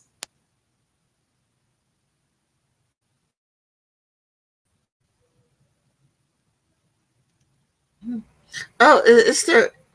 You cut off for a second. Are you still talking, or are you No. still talking, or Okay, okay. No.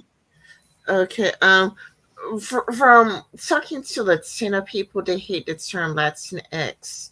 Every single Latino person I talk to hates Latinx, and I think it's like a Pew Research. According to Pew Research, um 96% of Latinos find Latinx to be offensive. Yeah, I don't think they should. I don't think it should be used. I think um because in Spanish, we all our words have genders, and they don't specifically refer if I'm sitting at if I'm sitting on or sitting at a table, I'm going to it's una mesa. I'm not gonna. It doesn't. The gender of it doesn't change when I uh, if I'm masculine or something, or even like a person. Like the persona is like is a feminine word no matter what. Like it's not. You're not gonna. Even though people obviously can be masculine or feminine. Gente is feminine, and uh, there I don't know. So Latino is a really if it's used like Latin people, gente latina would be is feminine anyway, and then um, a Latin man, un hombre latino. So you still use gender, but it modifies based on the noun anyway. So it's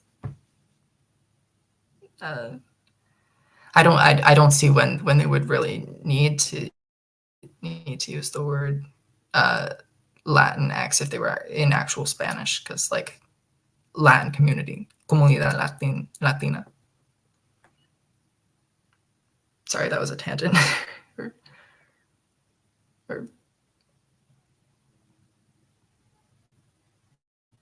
I'm never ever really sure when you're through talking. sorry. And I would be thinking, like, it's like, do I talk or do I not talk? Is she still talking, or because I don't want to interrupt. But yeah, we were talking about like the Little Mermaid, and I forgot what I was going to say. Like, wait a minute. I think it was like based off what Yorba Pet said. Let's see. I hate I hate the reason for the casting the Little Mermaid. Blah, blah. You know what? Sometimes I am curious about black people who read books about black whites characters and audition for whites roles. Is it because they could relate to the white character, and I do I do wonder about that. Like, I do wonder about that, because especially like when some people are transracial, like that guy who, is white but he identifies as Korean. It's kind of a lot like, like if you read a white character, is it because, like, I do wonder, like, are they trying to find their place into our society, or is it really that they just read a white character and they can relate to it? It's like, yeah, I just find this character relatable, so why can't I be a character I relate to? Or if it's something, I don't know. Yeah, I mean, with some characters, there's a very strong connection to a specific background. Like with Tiana, she's from the Princess and the Frog. She's meant to be like a black woman from Louisiana, because and that affects how the characters interact with her. Like the people uh, who she's trying to buy the property that she's going to build her restaurant on. They say is probably would be unable to do this anyway. That's a you know deliberately like racial remark. So it's just And then her friend Charlotte LaBeouf, I believe, is like a a, um, white lady in Louisiana, kind of reflective of the upper crust at the time. So that's kind of an example of a story and a character that is very linked with a specific like identity. And then another example of this are, well, I mean there are obvious ones like Coco and Encanto, and then uh, well, maybe not a lot, Aladdin more or less, and a couple other ones that I'm not remembering off the top of my head. But not all stories are like that, and like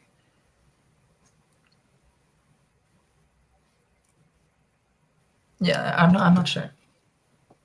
I'm Yeah, not sure. because yeah, it is true. Like you made a good point. Like like it's the race like really like a part of their story, kind of like like Mulan in ancient China, where her Yeah, race would play a really big role because it's kind of like. Because I always was kind of curious about like not white people, but black people who would read books that have white characters, but then they'll audition for a white role because that's what happened recently for I think it's a Percy Jackson film, and they hired a black girl, and I guess the black girl read a story that involved a white girl but related to the white girl so much, just like, hey, that's me. But one of the things yeah. that I'm concerned about, like when they turn a black person white. There's actually an article on this somewhere, but I have too many tabs open. I could give it to you later though. But sometimes when they turn a white character black, they make that character ghetto. You know what I'm saying? Like not only would they like turn a white character black, but then the character like, yo, what up, dog? And it's like, so like they would turn a white character black, but then when they do that, they get the black person to act like a stereotype. There's There's an article on it. Like while you're talking, I could look for the article. yeah, like there are there's so much there's variation. There's so much variation in like the way or as much variation in how like black people act and talk as there is in like with white people or anyone. So why some filmmakers decide that if a character is going to be black, they have to be conform to this kind of set image of is or should be.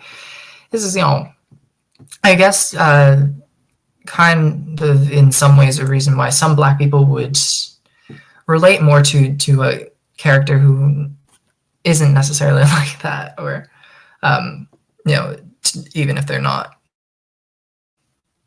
their literal image or something.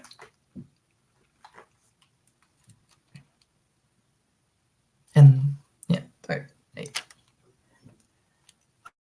Unpopular opinion: colorblind casting isn't woke; it's racist.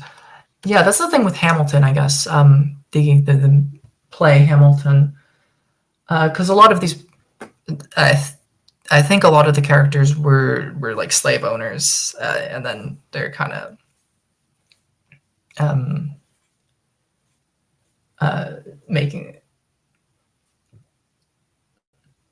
um, I guess having them represented by um,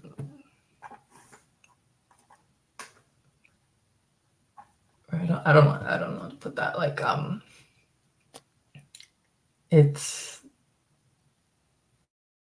doing or I guess because they were at a time when they were affected very much by being or privileged very much by being white, mostly British descended men in the colony, um, and they uh, and that kind of shaped how they existed in society, while there were, you know, black people who were facing like racism and oppression and slavery.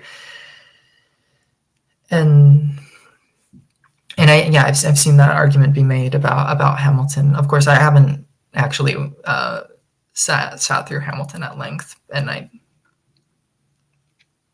I've listened to the soundtrack, and uh, um, I don't think they exactly address the.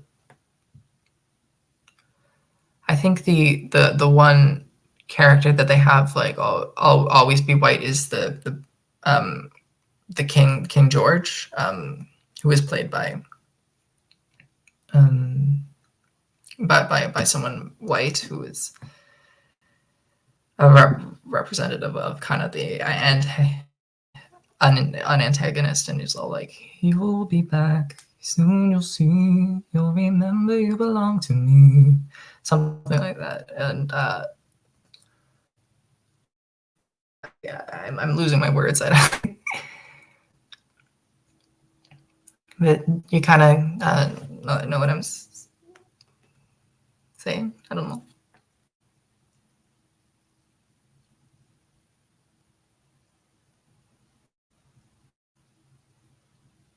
Oh, I didn't want to interrupt you. I thought you were still talking. Like I didn't want to interrupt. Like it's just like because sometimes your mic cuts off, so like I don't want to interrupt, and you're still talking, and because I try not to interrupt a guest. But yeah, like uh, Of course. the article complained that like not only did they turn the black people white, but then they added like a rap scene where they started rapping.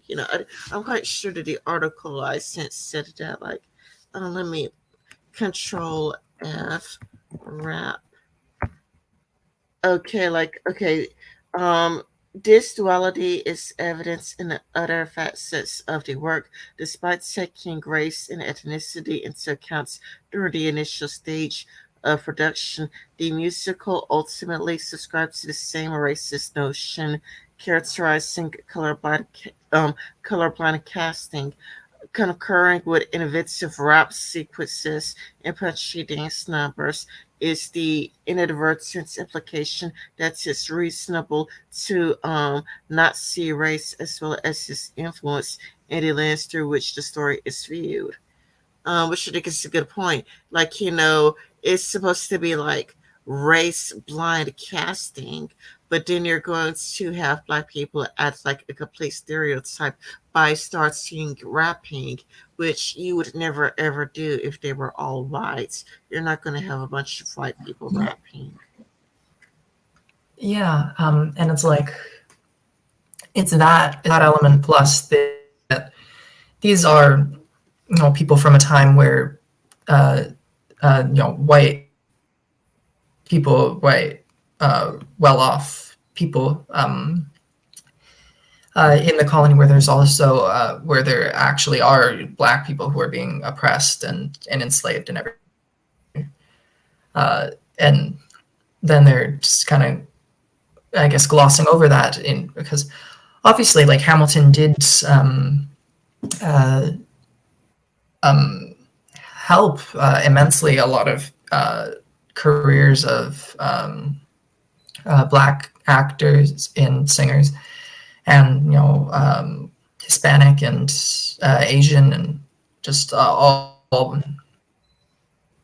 sounds. And I guess that was what kind of they were going for. They wanted to show people of color that they are, part of American history too, in which, although that isn't, the way by which they're doing it isn't really reflective of what the reality was for them at in the time period that was. depicting. Okay, sorry. And for me, I have a problem with historical revisionism. I just don't like history revisionism. Yeah. However, I do like the Princess Anastasia movie. Like, sure, as it turned out, she really did die at the age of 8. But I mean, the Princess Anastasia, the cartoon, it was so much fun to watch. I mean, Yeah.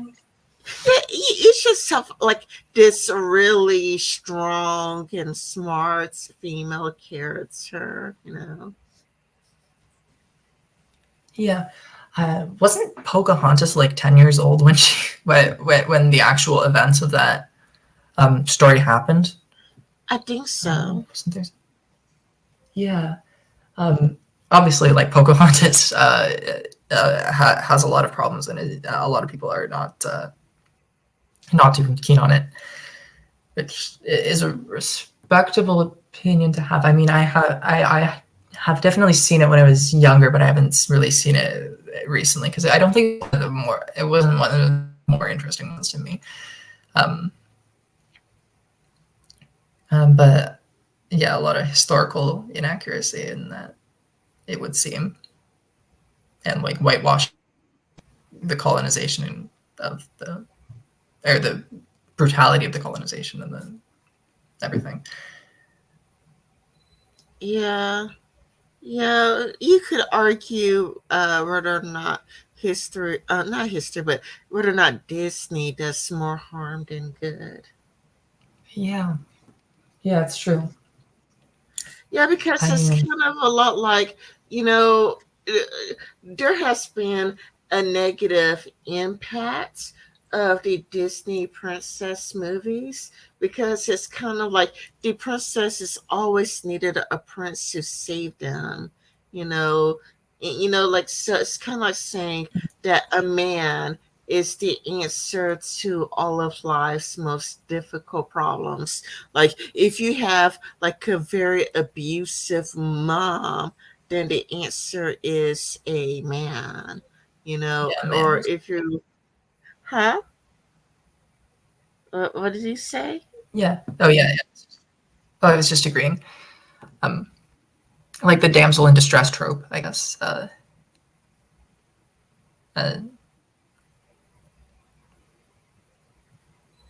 sorry. Continue.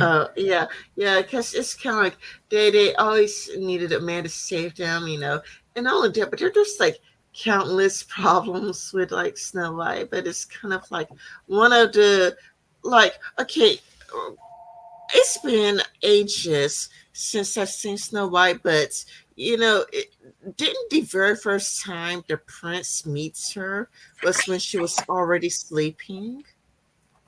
Yeah, Like the yeah, I believe very so. first time the prince ever met her, she was already asleep. So like, it's kind of like this is like a perfect stranger kissing her awake, and she was supposed to be, happy about it. Are you there? Yeah.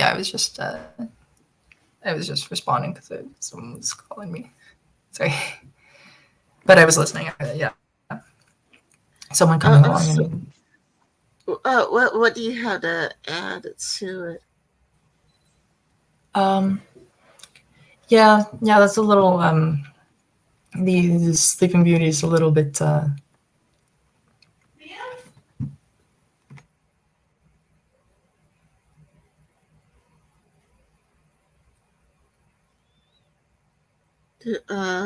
Okay.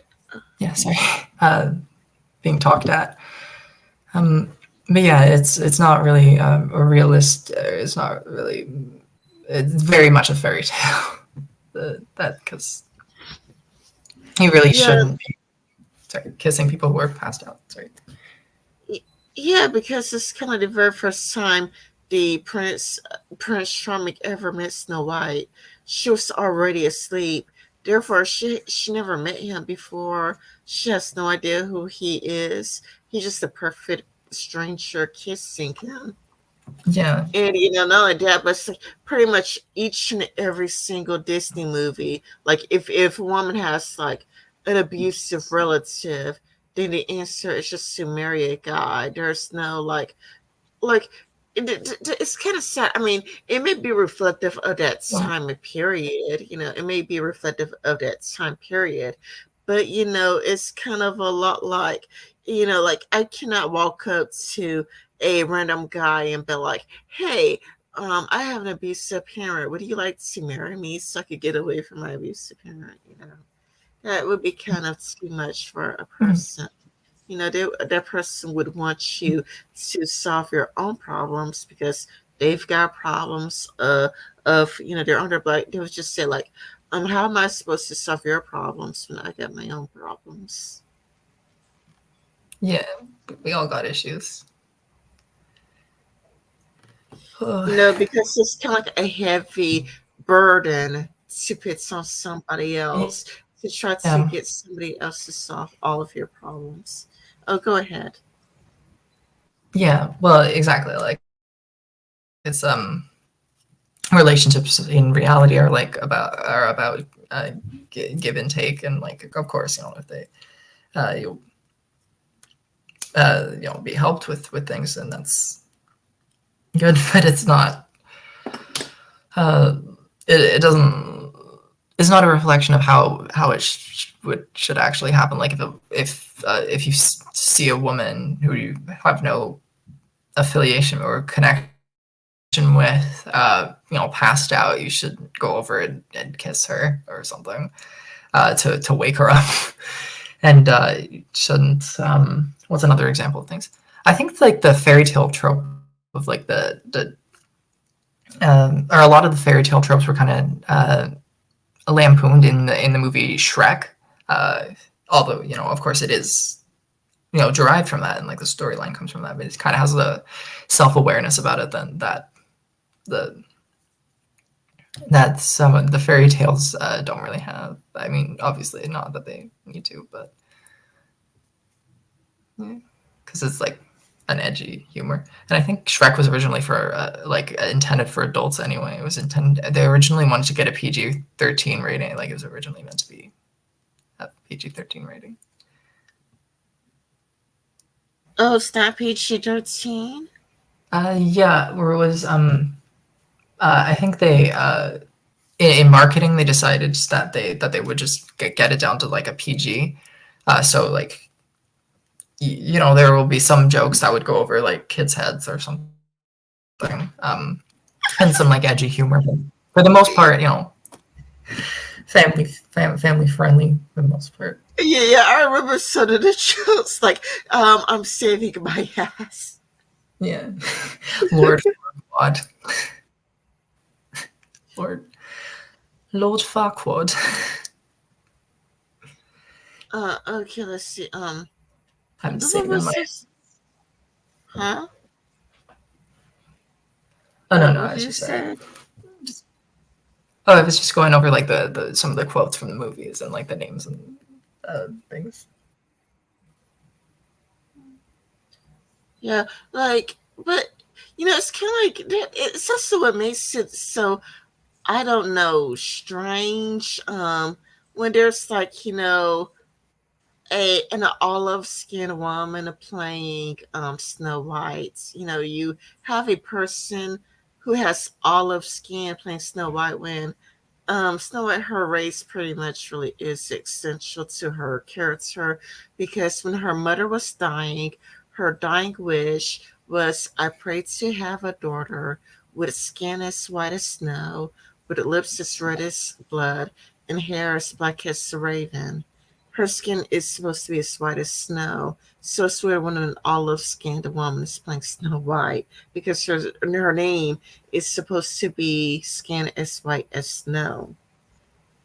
Yeah, And not only that, but it's kind of a lot like you could counter argue, like kind of like one of the actors. It's quite weird because it's kind of funny. It's kind of funny because one of the actors in the film So there are like other problematic things about Snow White. Like you're gonna have an olive skinned woman playing Snow White when the according to the book her skin is supposed to be white as snow. Her skin isn't supposed to be that dark. But one of the editors was like, okay, why did you leave the title, Snow White's and the Seven Dwarfs? You do know that dwarfs is politically incorrect.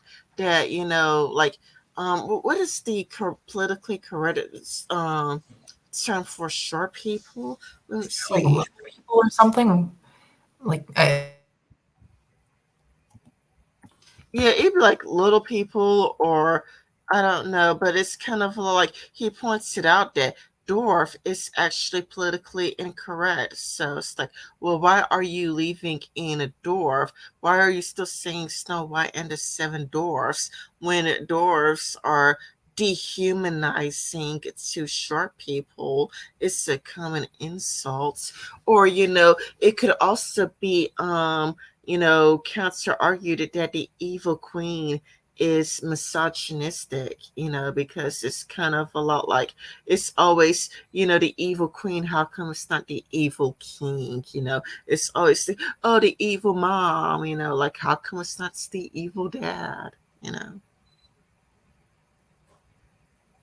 Mm. Oh, looks like he got disconnected. I'm gonna try to see what's going on Twitter.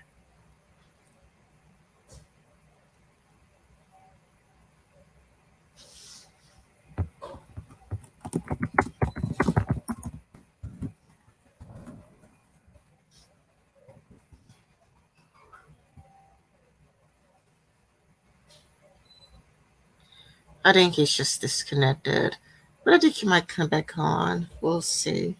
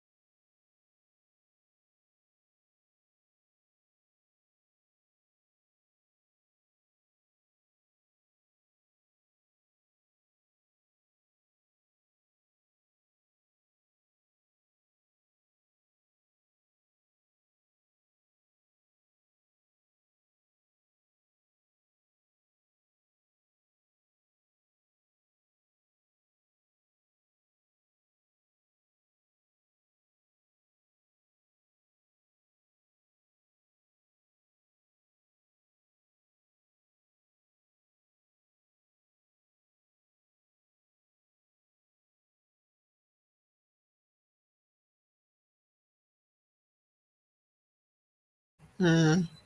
Time has been gone. Oh, there he is. Oh, welcome back. Hi. I think it kicked me. Yeah, yeah. I wondered where you were at, but I just waited for you. Yeah. Um, what were you saying? Oh God, I forgot. Yeah, I guess dwarfs were where we were. Um, um, yeah, I guess, yeah, the politically correct term or the accepted term is little people, even though I personally would not want to be called that because that feels very infantilizing to be called a little person. Um, I mean, I'd rather just want to be called short, but of course I'm not that I speak for short people. um, And not only that, but like you could make the argument that Snow White's is misogynistic, like because it's like the evil queen instead of the evil king. Because it's kind of like, aren't there like, I don't know, like three or like five different, I don't know, like maybe like three different Disney movies with like an evil stepmother? Because Yeah, it's like, Snow White had an evil stepmother. And let's see who else had an evil step. Okay, Cinderella also had an evil stepmother. yeah, Um, and all yeah, of that, but it's kind of a lot like Sleeping Beauty. The main antagonist was Maleficent. She may not have been an evil stepmother, but she was like an evil woman out to get Sleeping Beauty. yeah, exactly. Yeah, I mean, it wouldn't be super relatable to people for people who have like very nice stepmothers, or like, and it, yeah, it's can it could be said that they have that they're depicting specifically like toxic relationships between two women instead of like a woman and a man, although that or like because of course there are a lot of like stereotypes, or I don't know if stereotype is the word, but uh, prejudices or sexist uh, ways of perceptions of women who are fighting or who are um, being negative towards each other, I guess. Like the whole uh, mentality of like it's a cat fight or something. Yeah, you could argue that Snow White's is still problematic because it pits two women against each other instead of talking out each other's differences. Yeah, yeah, yeah. There are a lot of different ways of looking at it. I mean, I don't really watch the very like old Disney movies as much as I do like the kind of 1990s animated ones, but I have seen them, yeah. Um, but Yeah, yeah, like, but I'm just trying to like, let's say expound or add on to like what these shorts actor was saying. It's kind of like you know how Disney has an olive skinned woman to be Snow White, but they're still being politically incorrect by calling the dwarfs. And the actor, one of the actors playing one of the dwarfs, is kind of like, okay, you're gonna have like an olive skinned woman playing Snow White, but you're still calling us dwarfs. And he even named the politically correct term. It's like the politically I forgot the politically correct term. So wait a minute. Let me just Google it right quick. Um, politically correct term for a dwarf. Okay. Uh, I just wish that Google would just pop up the right word.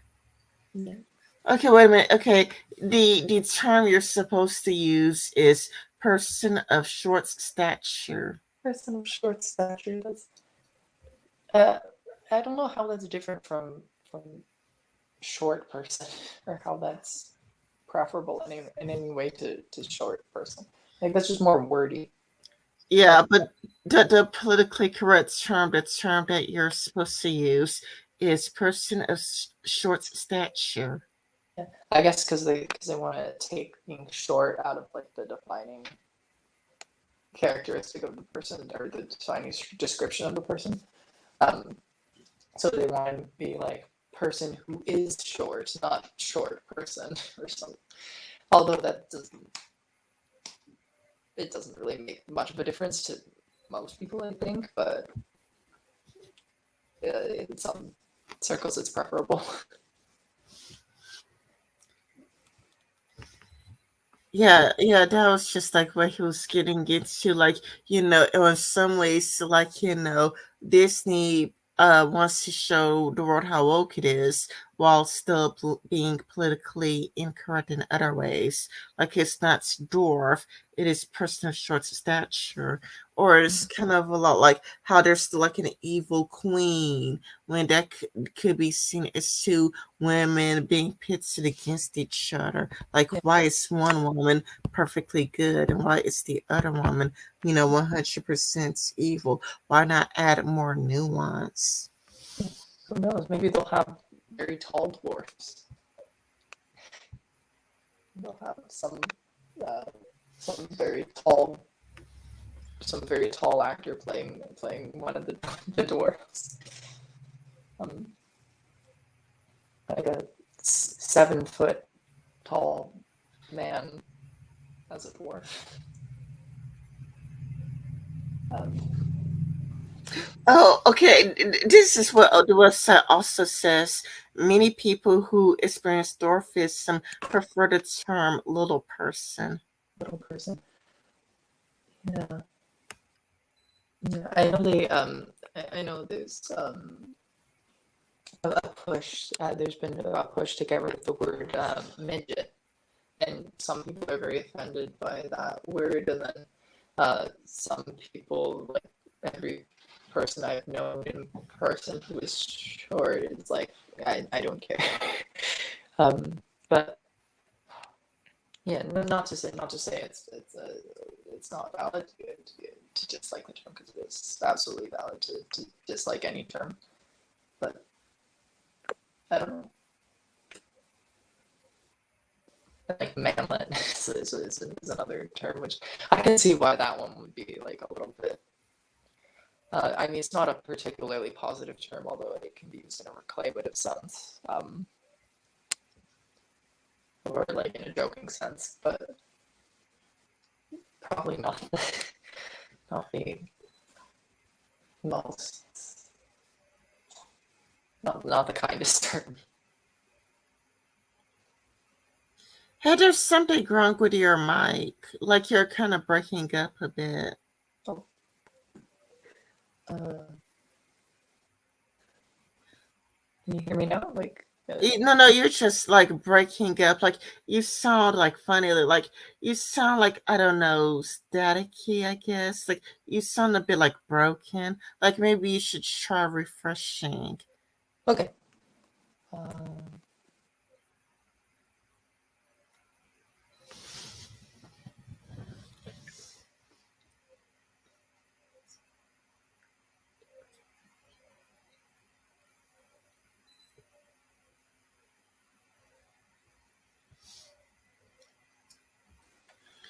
Okay. So what were you saying about manlets? You're saying that yeah, manlets was used in a more humorous way. yeah. You can use manlet in a more humorous way, but it's not like it's, it doesn't. It's not a term with overly positive connotations, really.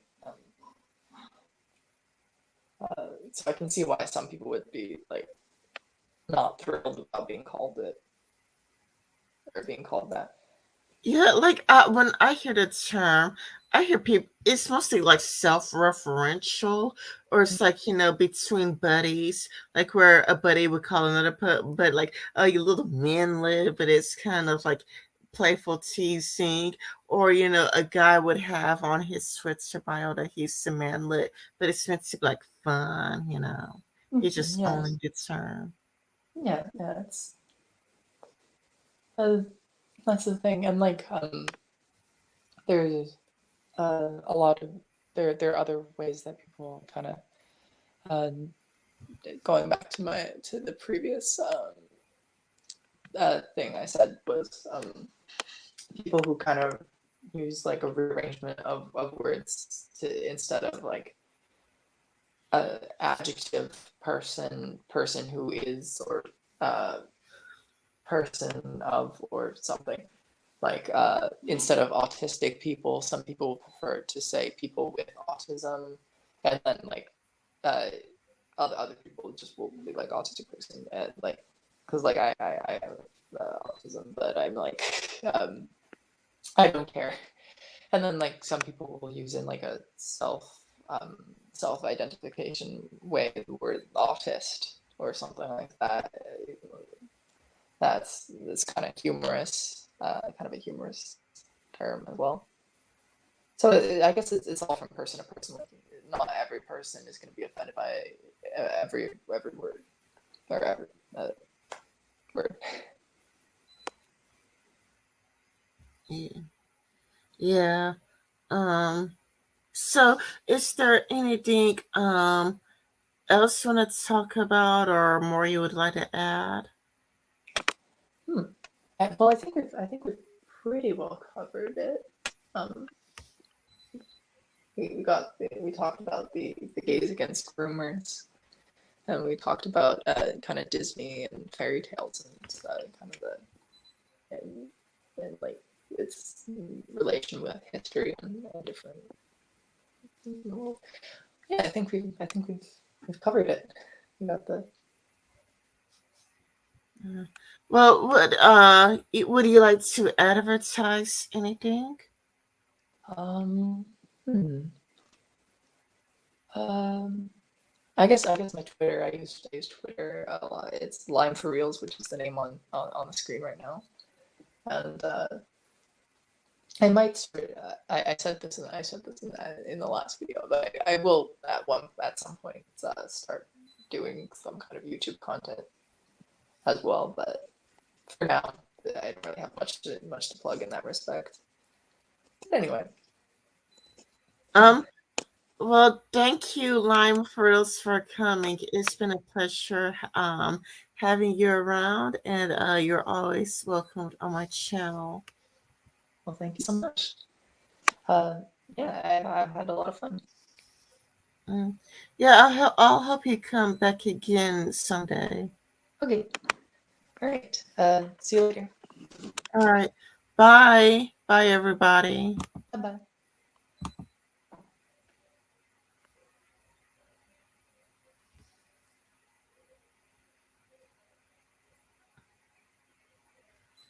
Do, do, do, do, do, do, do, do. Na- do, do, do, do, do, do, do, do, do, do, do, do, do, do, do, do. You can go. Mm. Oh, but I'll get in trouble for that.